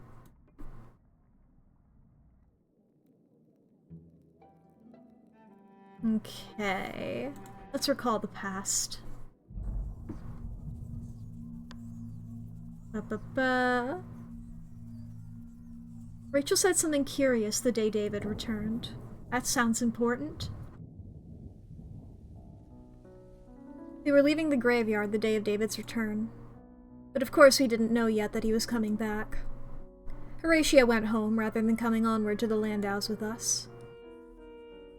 It's hard work grieving by yourself. We're meant to have relatives around. We're meant to trade stories of the dead. But part of our family was left on the surface and part was lost in the fall. Part doesn't speak to us since Mother Mary beneath her, and part doesn't speak to us since we changed synagogues. And part doesn't speak to us because they don't like what I write in the Lily of London. It's very fractionated, our support. Almost entirely gone.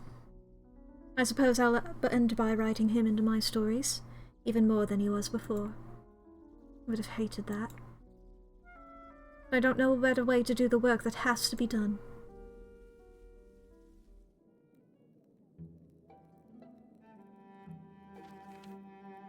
Okay, we did the rat thing, I think.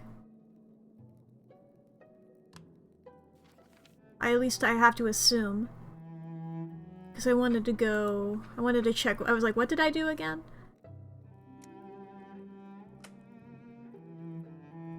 Because I don't know if it's Ivy. I feel like it's gotta be... I don't feel like it's Phoebe either. I don't know. I'll keep it as Phoebe. I don't think Ivy did it. And if she did, then I don't want her to get hung either.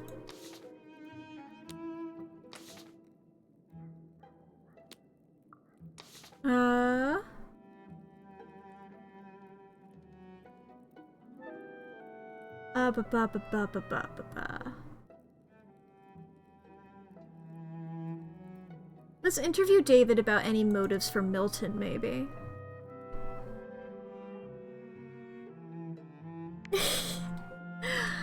I'll change. I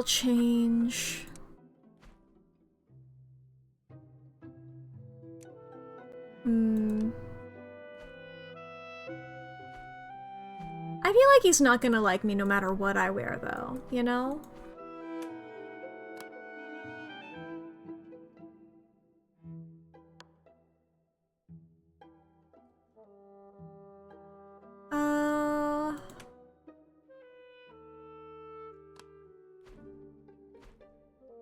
Maybe this.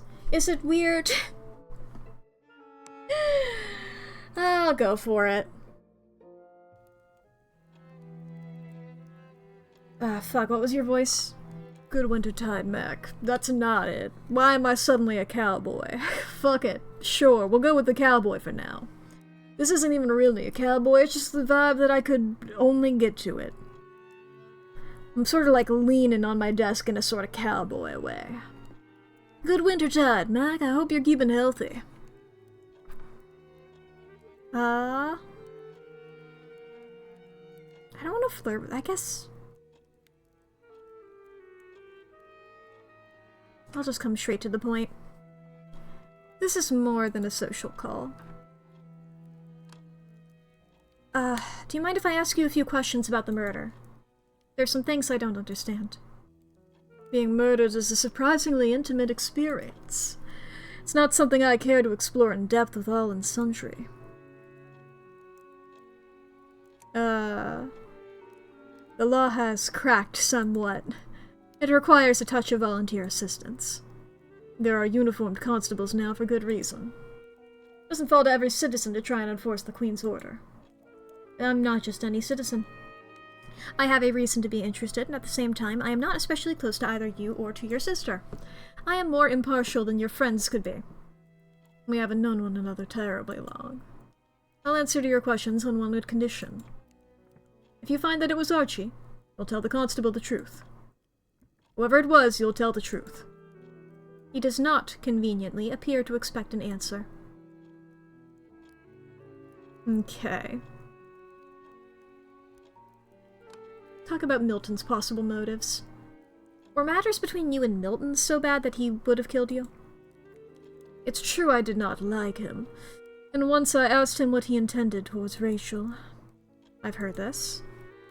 He did not seem angry. He didn't exactly answer me either. He said a few words that I did not understand. They seemed like they hung in the air like a solid thing. There are folk tales about words of magical power. There's a short silence.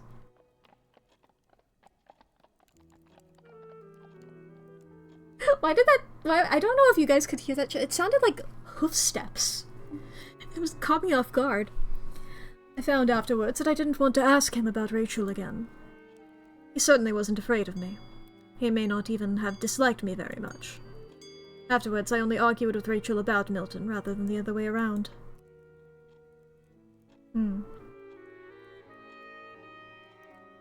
Would Phoebe have had a motive? I wonder whether your housekeeper had motive to kill you. No. That's all. No. No, it's a preposterous idea. I know the newspapers are full of such stories. Harmless old couple poisoned their beds by scheming ungrateful maid. Phoebe is not ungrateful, she's a part of the household. The third member of the pair, if that doesn't sound too peculiar. If we did have to imagine something like this, and I must say I think it very unlikely, perhaps I wasn't the intended victim at all. Or perhaps Phoebe was simply determined to kill someone. It's a disquieting thought, and an unlikely one. But I find it more plausible than anything you suggested. Would she have had a way of killing you? I don't suppose Phoebe had access to poison. I imagine she had some. But she didn't give me anything to eat or cooked anything that day. I was too ill. Archie's medicine is the only thing I swallowed. Could she have done something to the medicine when Archie wasn't looking? A morbid thought. I suppose it's not impossible. I don't know if she's ever had the opportunity. For a moment, no one speaks. You're fortunate you find us when the house is quiet. We've had reporters on my resurrection from the newspapers. We've had medical men. We've had an artist who wanted to capture an eyewitness account of Death's appearance for his next painting. But above all, we have received half of Jewish London. Laugh. Haha. It seems much funnier afterwards than during. There's a rabbi who's very concerned that I might start some Frankist heresy. And a young man who is convinced that I was sent back to life because I had left some duty unfinished the first time. Most of all, they want my death to be an explanation for their lives. So they come to me for something that I cannot give. Ask my advice about their troubles when I've never been an expert in my own. Touch my elbow as though the fabric of my coat had something holy to impart. And all I can tell them is, I understand death less now than I ever did. When it was a bound on our lives, that meant something. It gave us just enough time to have our children and tell our stories. You can return, it signifies nothing at all. Yeah. Thank you for trusting me. You're welcome. Alright, chat. We are about to have 3 minutes of ads, so please take a moment to take care of yourself. If you need to go to the bathroom or grab a snack or get something to drink, now is going to be the perfect time to do so. This is also your hourly self-care check-in. If you need to fix your posture, take your meds, unclench your jaw, save your files, gotta do some stretches, charge your devices, feed your pets, please take care of yourself, chat. It's good. It's good for you to take care of yourself. I don't know if you know this. It's good for you. I'm just gonna look around here again. My witty and confiding self. Imprisoned beloved. Mercurial stranger. Fan. Skeptical companion, informant. Friend, skeptical ally, and antagonist. Likeable companion, fan, friend, companion, lovable romantic interest, companion, detractor, skeptical informant, likeable informant, skeptical census filler.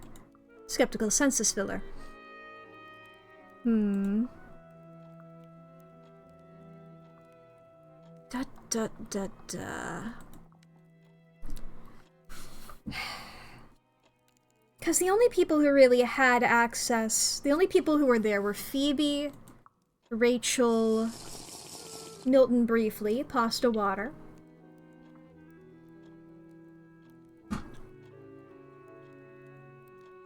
Archie, and David himself, you know? But like...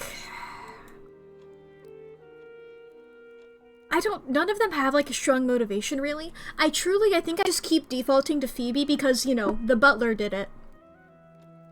And we don't have a butler, but we do have a housekeeper. You know?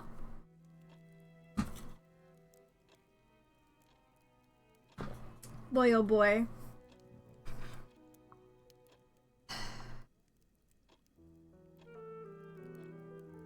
I'm truly just like, am I going to be able to... I don't know. I at least want to prove Archie innocent, but I don't even know if I can.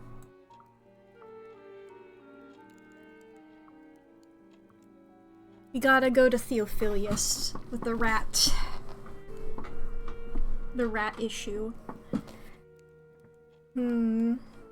Craft a case that includes no unknowns.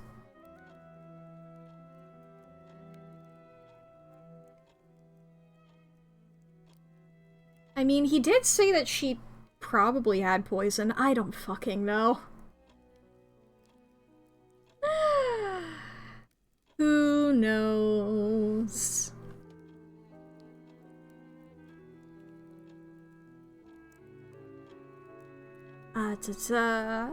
There's the census. There's a manifesto.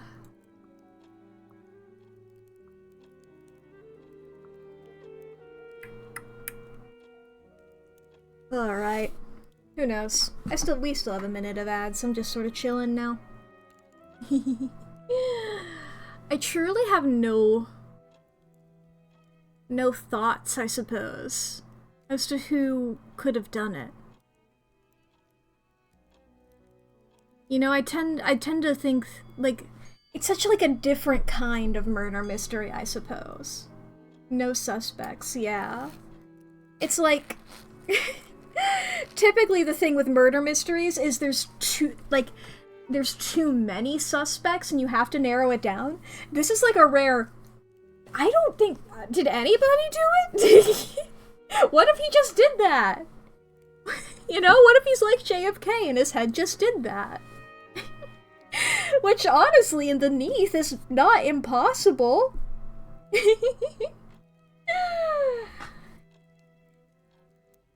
When there's too many, you can narrow them down. There's like a good starting point. When there's too few, I'm like, where do I even begin?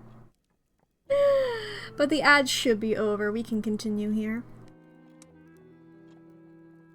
Is it a strange business having an authoress for a sister? My sister is a very accomplished authoress. I have sometimes wondered whether that choice of occupation has been good for her. Elaborate on why? Oh, why is that? The work takes a toll on her.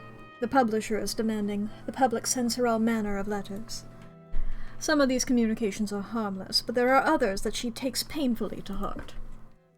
It is too late to withdraw from the business now. My mother permitted Rachel's writing.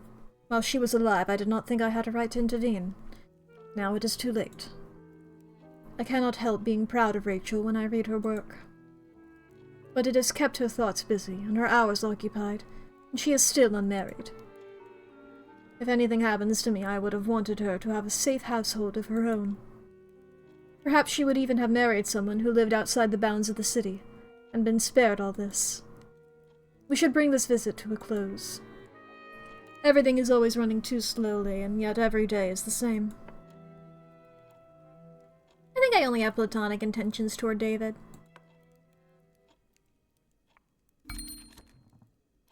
There we go, we're getting to something here. That's some new stuff here. That's the wrong one.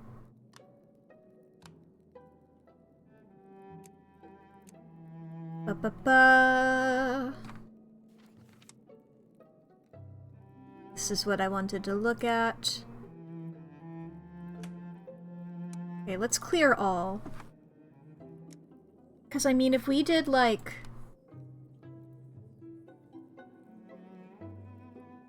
made an honest mistake, you know? Swapped drugs for poison. Motivator here. You said Phoebe?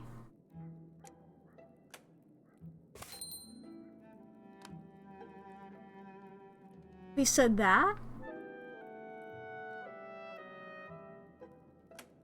That could be something. Ba-ba-ba. I would like to, talk about the rats. I can hardly pursue this course without Algernon. Yeah, I'm gonna bring him along. Lovely little guy. I mean, should I wear them? If you wish to enliven the grimness of the coat, I recommend almost anything other than that corsage. I mean, we can go with the sailor's top. You can go with the tailor's apron. You look like the tabler who makes dance hall undergarments. The Ministry of Public Decency will put up posters of you. You take those off. No one will trust your taste in fashion while you're wearing that abomination on your lapel.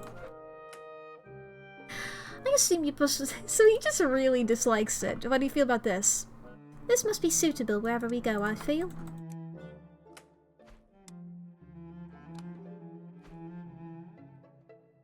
I'll wear the badge, why not? And I'll be true to my sailors.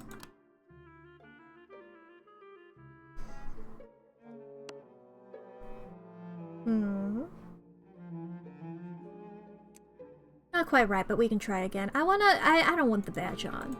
I know you don't like the corsage, but... Okay. I'm satisfied with this. Ooh. I find Theophilus polishing the church silver. Allow Algernon's presence to make an impression. A pleasure. Theophilus appears to recognize some common strand between us. You seem to be accomplished. No need to rack your cranium on my account, Reverend. I'm new to the parish, though I hope this will not be my last visit. This is it. Sorry, I wasn't quite high enough. Indeed, I intend it to be the first of many. That is good to hear.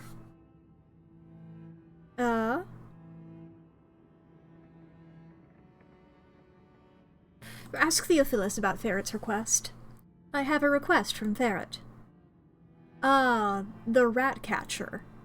They are not a member of this parish, though I have sought their service on occasion. Which brings us to the point. Ferret may not be a member, but I should like to be. I have mused on this matter since it came to my attention. What can God mean by making the animals speak?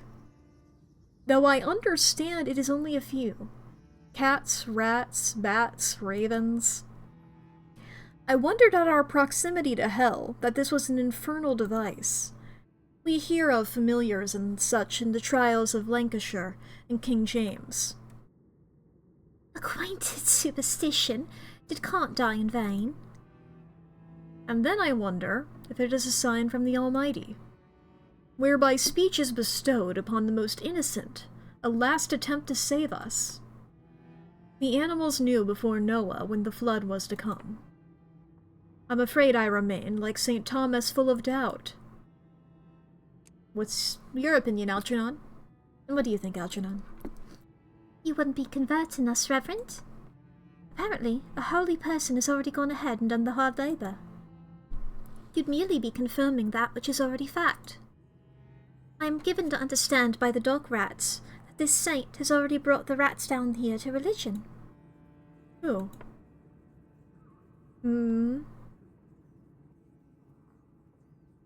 Make various learned but unlikely suggestions, I suppose. Perhaps St. Gertrude found her way down here from whence flowed her mystical powers. Or maybe St. Francis, he liked to wander. Or St. Roch? Perhaps he heals rats as well as the men in times of plague. Or perhaps St. Guinevere had a change of heart. A saint for everything. A saint for everything, it seems. But I doubt any of those holy ascetics suffered the neath.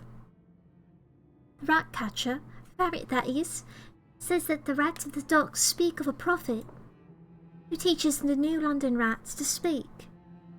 Well, if the rats of this place have been converted already, a ceremony might be arranged to formally bring them into the fold. A baptism of the rats. If, of course, I can see any evidence that this saint exists and has performed such a conversion. Hagiography should do with associated miracles. Story about the saint, he means? I understand there is a new archival institution near the bazaar. It gathers the riches of our libraries and sifts through their materials to ensure compliance. The masters, I understand, employ Londoners to go about this work. If there is any truth in the story of rats, I imagine it would be there.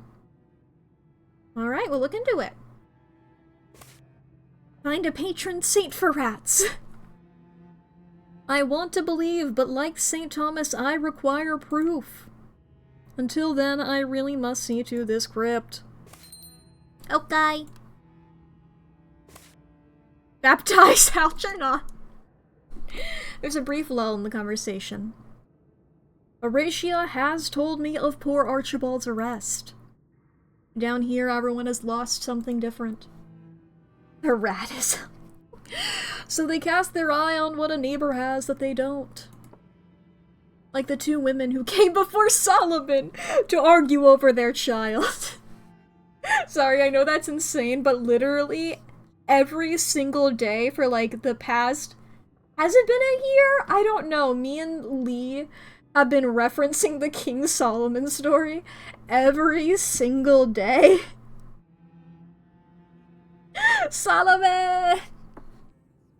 Now you maybe... What we do basically is like whenever we go to eat, is we'll just like grab paper towels, but we'll leave them... We'll grab two, but they'll still be together, and I'll take one and he'll take the other, and then we just rip them apart.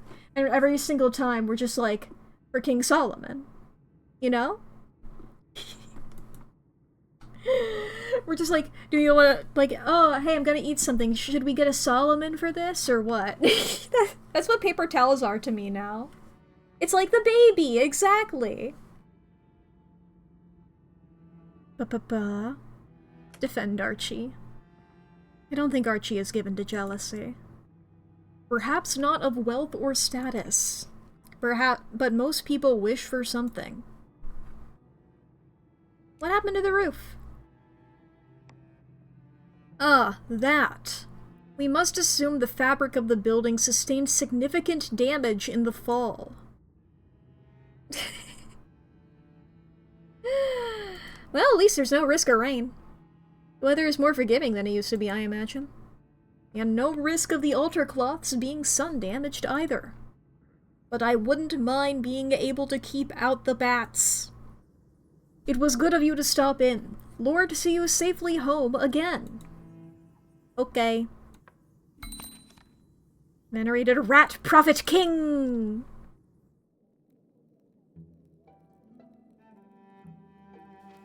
Hee tell the story of the rat's patron.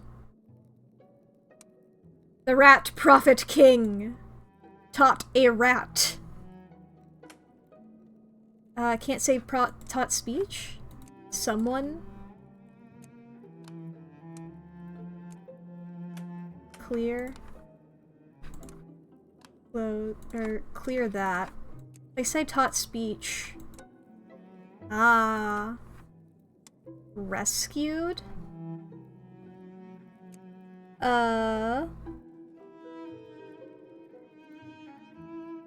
Dwells underwater, we could say. He was transformed into an island and sank beneath the waves, oh boy. I mean, can these both be? No, they can't. A rat. Swore eternal gratitude. And joined the congregation. Rat power!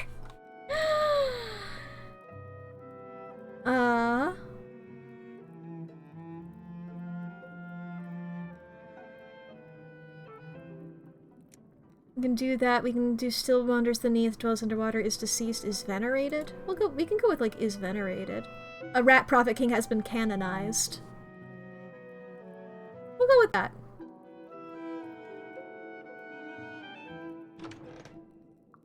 To the boarding house. Down to supper. Forgive me for interrupting everybody. Oh, sorry, that was Moss, not me. Sorry, I saw a 4-letter word beginning with big M and did not take care to read any further. I forgot that I existed. But forgive me for interrupting everybody. I have something I'd very much like you all to see. He was asking me about my work with Mr. Pages. I very much hope I am not about to be confronted with a version of him made in clay. It is a version of him made of clay!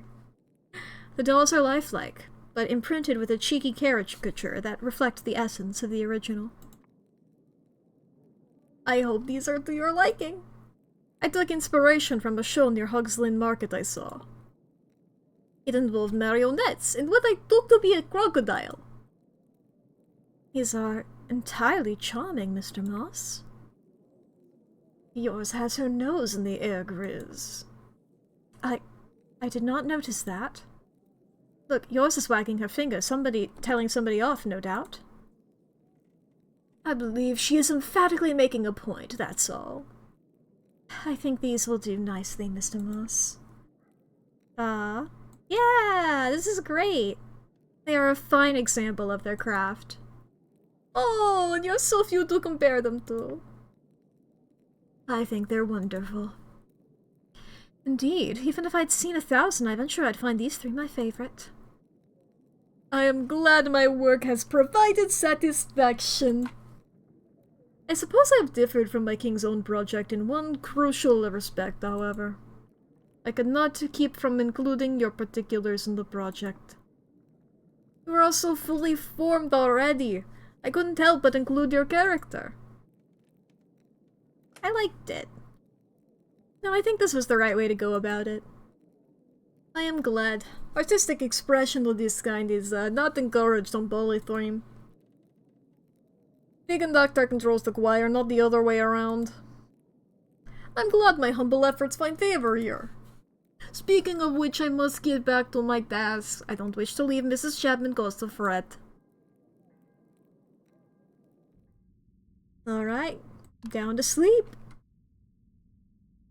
Eepin' sleepins. 295 days since the fall. 10 days remain in the season of Yule.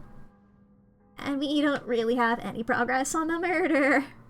I get to the morning newspaper after Grizz is done with it. Headlines today read, Tiffing Terror! Impish Foundling fiercely defends caddy of surface tea. Interesting. Saving. Recall the past. I reach for another memory.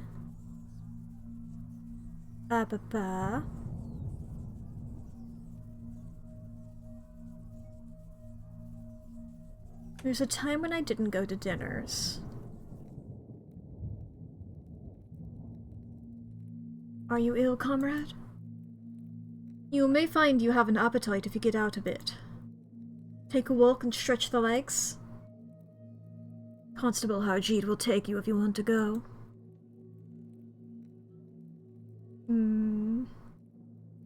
I was grateful for their concern.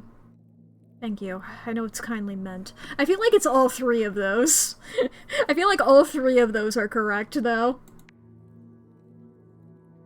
But you'd prefer us out. I don't like to see you in this state. Come downstairs. We've said our piece. Best to leave it.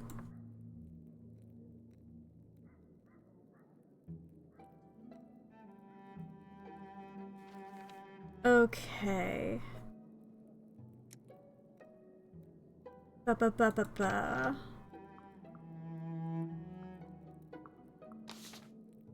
We don't really have a manifesto for Archie yet. Ba-ba-ba.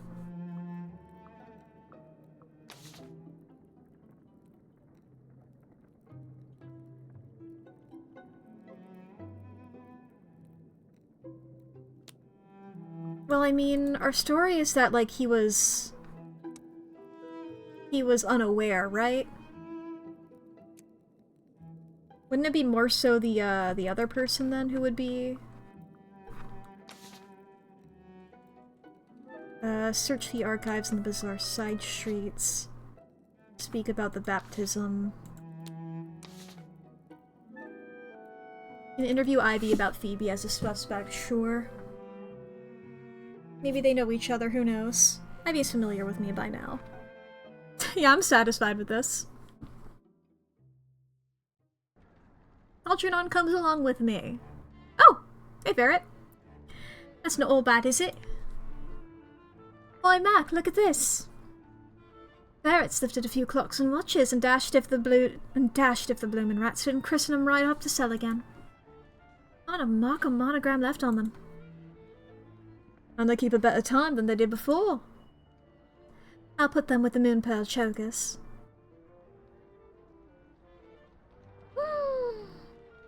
Josh, swift conclusions about them both. What are you looking at?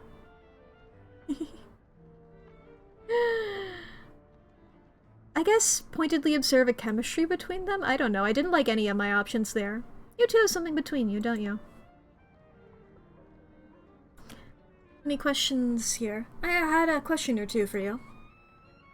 Where I come from, we don't inform for free. You'll need to remember something, it'll cost you tuppence. I have 1 coin, but we're friends. Surely for such an old friend. Don't tell anyone where you got your answers, then. Alright.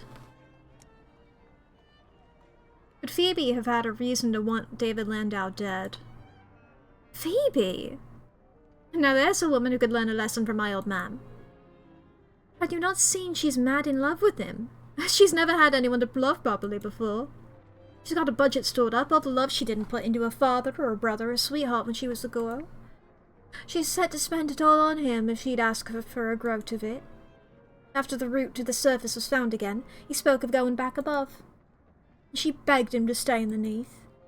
When he was dead, she could hardly lift her head, she had such a heartbreak. Ooh. Can you think why Archie might have meant harm to David Landau? No reason that I know of. I did see Milton on the day of the murder, carving some markings into the base of a candle. Standing there in the parlour, shaping the wax with the end of a pen. He didn't notice me standing there. The sight of it made my hair stand up, so I backed out of the room again. Just putting marks on candle wax. Marks on something, huh? Like how there were marks on the corpse, or, Nothing to do with Archie's medicine. A strange pastime in a stranger's parlour. For a moment, no one speaks. There was a mother who came to me. She confessed about the death of a baby. I can listen to that, yeah, tell me. Go on. Well, the deed was done, and peckish work it was. But there was still not a belly timber in the house. Okay. Tell me about it. It's alright, put it out. I asked her what she did with the body. A nice little casket for it, or the like. How she said it was, I already learned to roast a cat. I can see in her eye that it somehow gets worse. And then... David Landau returned from the boat with all his teeth in air. But a person making that return with a choice cuts a peck missed out. Spectacle isn't a gladsome sight to the mum's eye. Be that how it may, hollowness alone was not enough for that woman. He had to take the memory out clean. Which is a matter I'd not have known to do above. The crone who runs the urchin gang in these parts, she knows things. She was here before London fell. And I say, down here you take what advice you can. Thank you for telling me. Got to put a thing down somewhere. We'll confide in Ivy. The conversation turns to personal things. What do you love best about the Neath now that you've come here? I'll admit it to Ivy a truth I've hidden from everyone. So I tell her. I tell her the way the Neath has changed my life. The good things that wouldn't have been possible on the surface. Don't worry. Keep that secret for you. Free of charge. And I'm glad you told me. Puts the color in your story. Ah, well, top around for me. Okay, one more errand. Abandoned after an affair, took in sigil-marked candles. That's intriguing, ain't it? What's up with these candles here?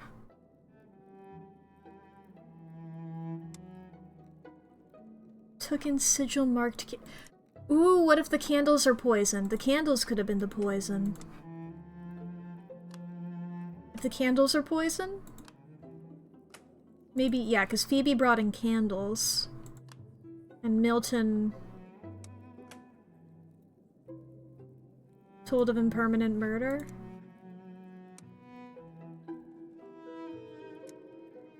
Well, I mean...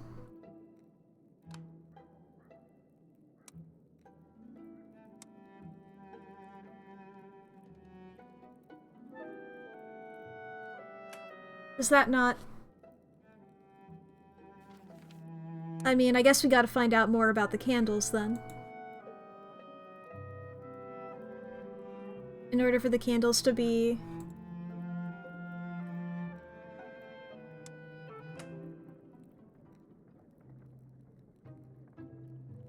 How do I ask about them, then, if I can't...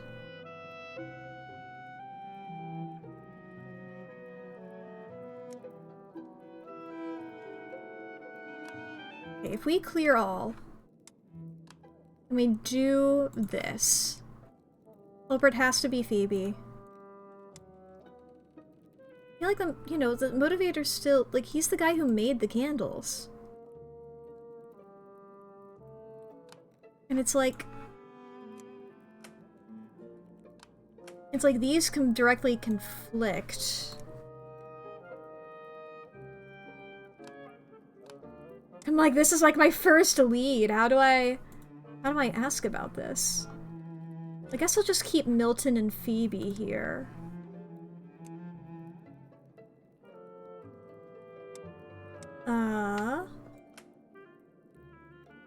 If they want it to be that.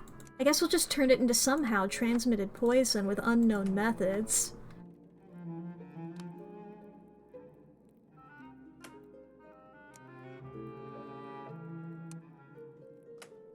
I guess we'll just save it at that.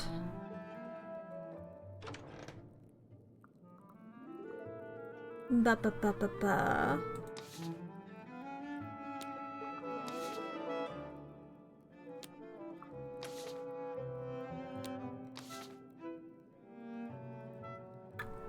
Let's see here. Where do we want to go?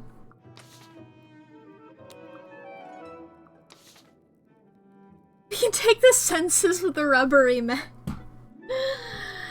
Oh boy.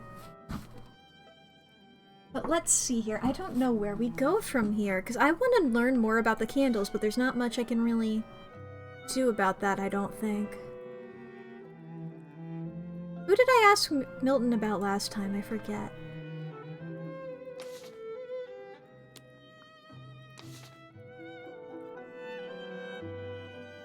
Ba-ba-ba-ba-ba.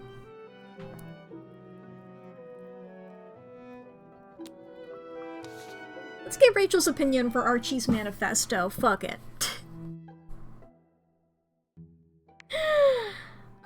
Maybe Algernon doesn't need to come along for this.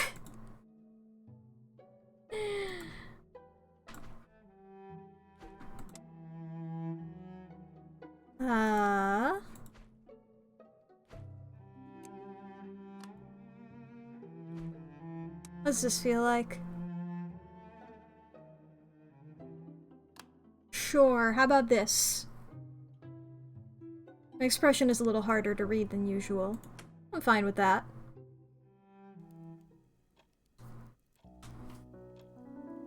You have a visitor?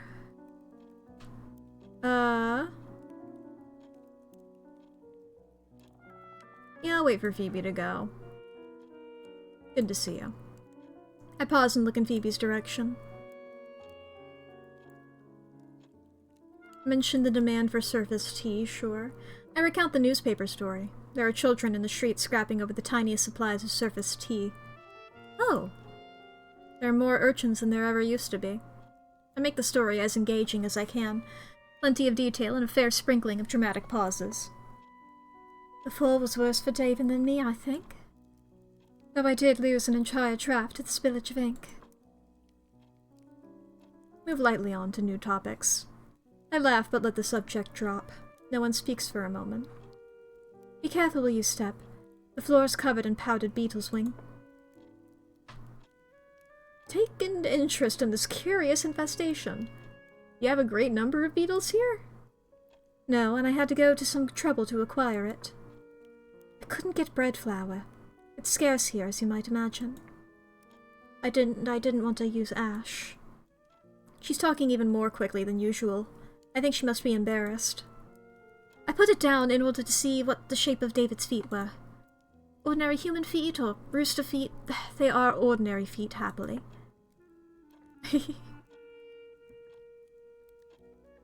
Grin knowingly, I suppose. I grin. In the Zohar, there are creatures who come to us in the shape of the dead. Perfectly copying the form of the dead and everything except their feet. Their feet remain rooster feet.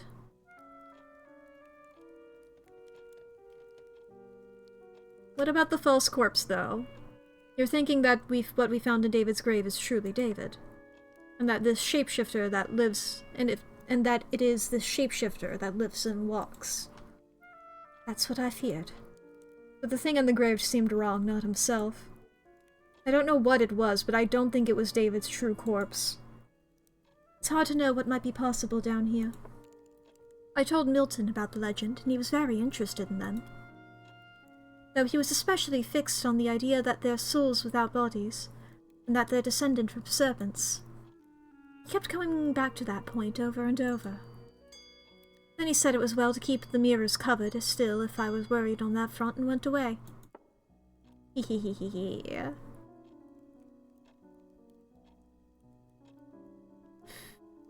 Suggest Milton is throwing suspicion off himself? By the sound of it, Milton is trying to confuse you. Perhaps even distract you from suspecting him. If he's the one who wrote the sigils. I don't like this at all. What would his purpose have been? What's he even doing? Okay, what's your advice on surviving the Neath? How do we survive in the Neath, do you think? Especially if we cannot rely on the masters to look after us. I have an older second cousin, some such relation anyhow, who is also an authoress. She wrote a story I have always remembered, about a Jewish lady who lived in Portugal during the Inquisition. For a long time our heroine succeeded in keeping her religion secret. She lived among the most high-born people and was respected by everyone. One day, a rejected admirer gave her away to the authorities. She had only a single day to sell what she could and buy passage to England. Damn. If it helps to talk about it, please do go on. Thank you. Milk and honey. Third time I've said that. According to the story, the fleeing heroine was received with open arms, and her beauty and virtue made her welcome in English society. But all the fine English Christians who read this story congratulated themselves on being so kind and fair-minded. That their ancestors would receive the refugee and not subject her to any further inquisitorial rigors. Inquisitional, rather.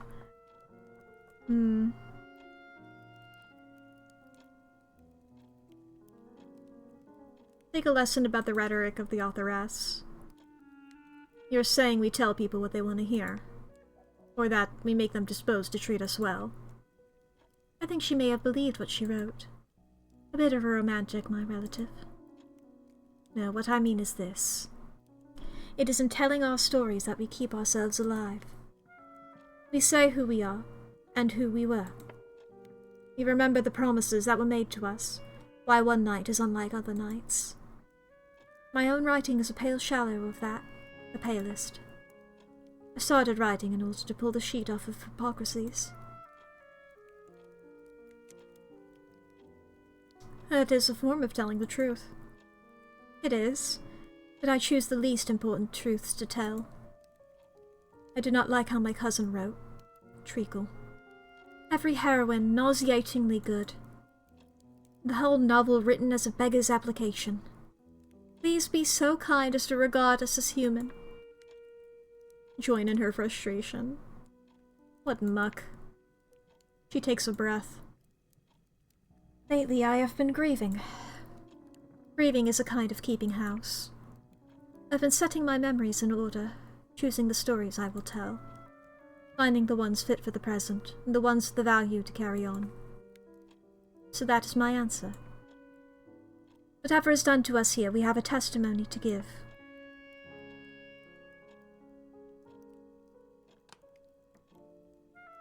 Dreadful. These are terrible times. Rachel makes a few flattering remarks on my better points. You find me at a difficult time. Oh? My publisher writes to say that if I do not produce chapters more quickly, I will be replaced. He'll hire someone to complete the novel according to his best sense of its current trajectory. His! And do you know who it is my publisher thinks to assign? Mr. Huffam, a man, and a Christian, of course. Cram the story full of orphans and moral improvements. When my publisher says Mr. Huffam is reliably timely in the production of new pages. Whatever one says, he cannot be faulted for speed. I place no hope whatever in being able to render my characters, however. I wouldn't put it past him to make my heroine convert. Wait, I have an idea. David and Phoebe are of no help to me. But you, comrade, you've been going all about town collecting people's personal details. Not only that, but you have access to the bazaar. You know what the masters are doing. Charles Huffam Dickens. That explains the orphans. We've spoken before, but we could make this more formal. You can help me with the plots. Do go on. What did you have in mind?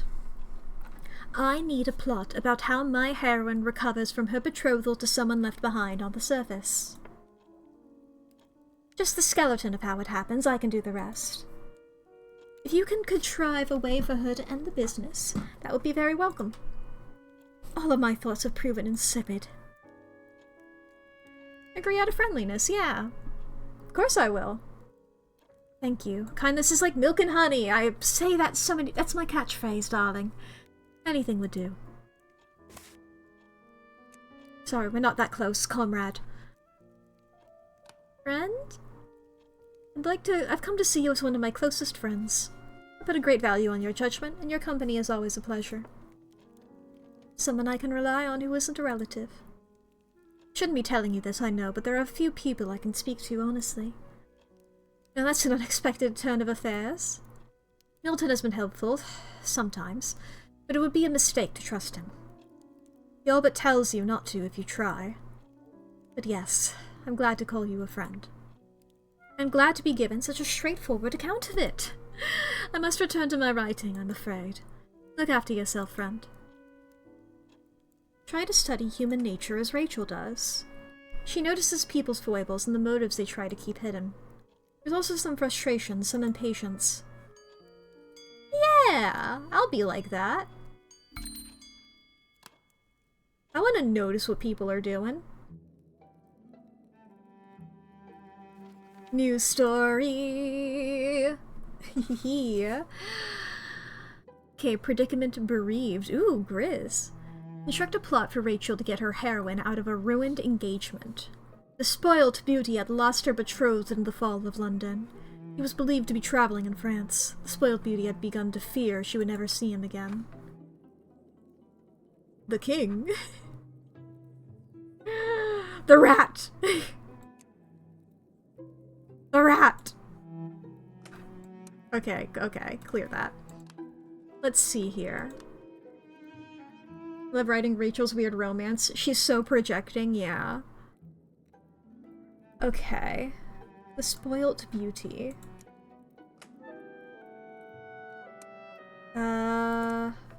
Okay.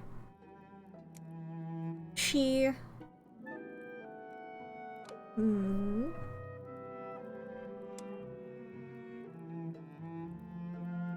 Return to synagogue, maybe?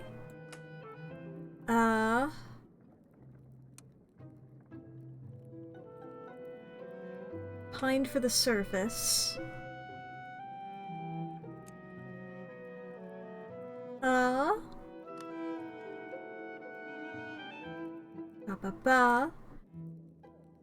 Okay, and then this is another thing here. For wealth, somebody else here comes on in. We'll say Ferret. Ferret comes on in. The petty thief. Yes, okay, it does have. The cotton? Sorry, the doctor. The rubbery man.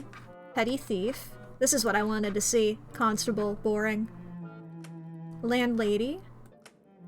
I already clicked on constable. Adventuress. Enchanted king. Golem. Bohemian gentleman. Intriguing stranger. Civil servant. Housekeeper. Authoress. The monster. Wait, oh my god, can we please make this a monster fucker story? Ineffectual vicar. Scheming arrival. Can we make this a fucking... is happy in love? Confessed feelings? Offered marriage? Hoped for love? Regrets nothing. Neathborn. Can we have this beautiful monster fucker love story here? Give lavish gifts even. All of those are so good. Obsessed with that beautiful story. And I think that might be our last thing for the day, is making that beautiful story chat. Thank you all so much for joining here. I have had a lovely time here. I want to read the story, didn't I? Let's resume. We'll go back to it. We'll go back to it real quick. I haven't closed yet. The spoiled beauty had lost her betrothed in the fall of London. He had travelled to France and so escaped.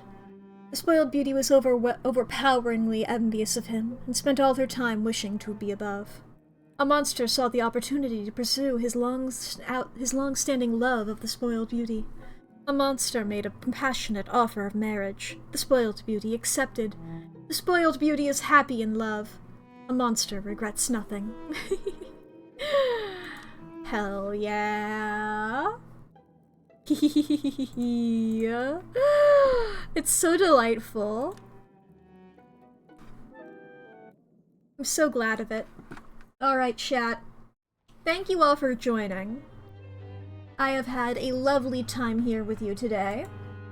Let's see who we can raid, shall we?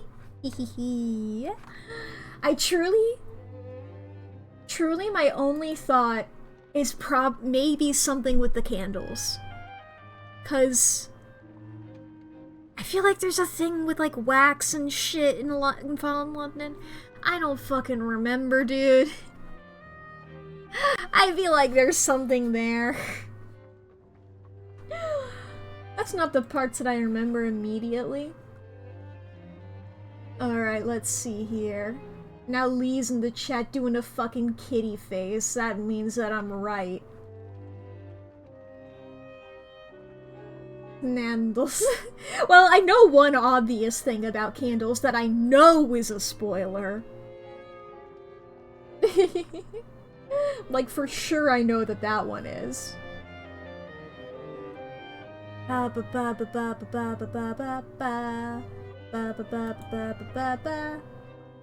know I rated Buttons recently, but Buttons is doing a charity thing, so it feels more apt to go into, you know? Hollow Knight. She's playing Hollow Knight, chat. Ain't that shit cool? We like rating Buttons, exactly!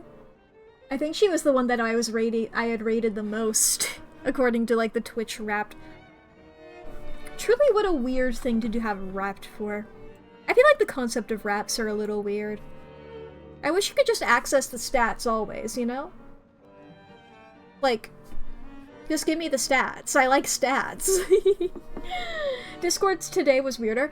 I truly saw that this morning. Like, not this morning, like, minutes before stream. I saw the big pop-up. I'm like, what the fuck are you talking about? But then I was like, I can't look into that right now. I'm streaming. I truly...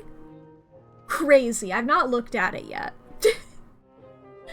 But that just seems like a crazy concept. This is the most emotionally devastating message you sent this year. This is the message you said that ended the most friendships. Oh boy. But yeah, thank you guys for joining. I will see you all later. We're gonna raid Buttons. Have a good time with Buttons. Go raid! Do the things and stuff.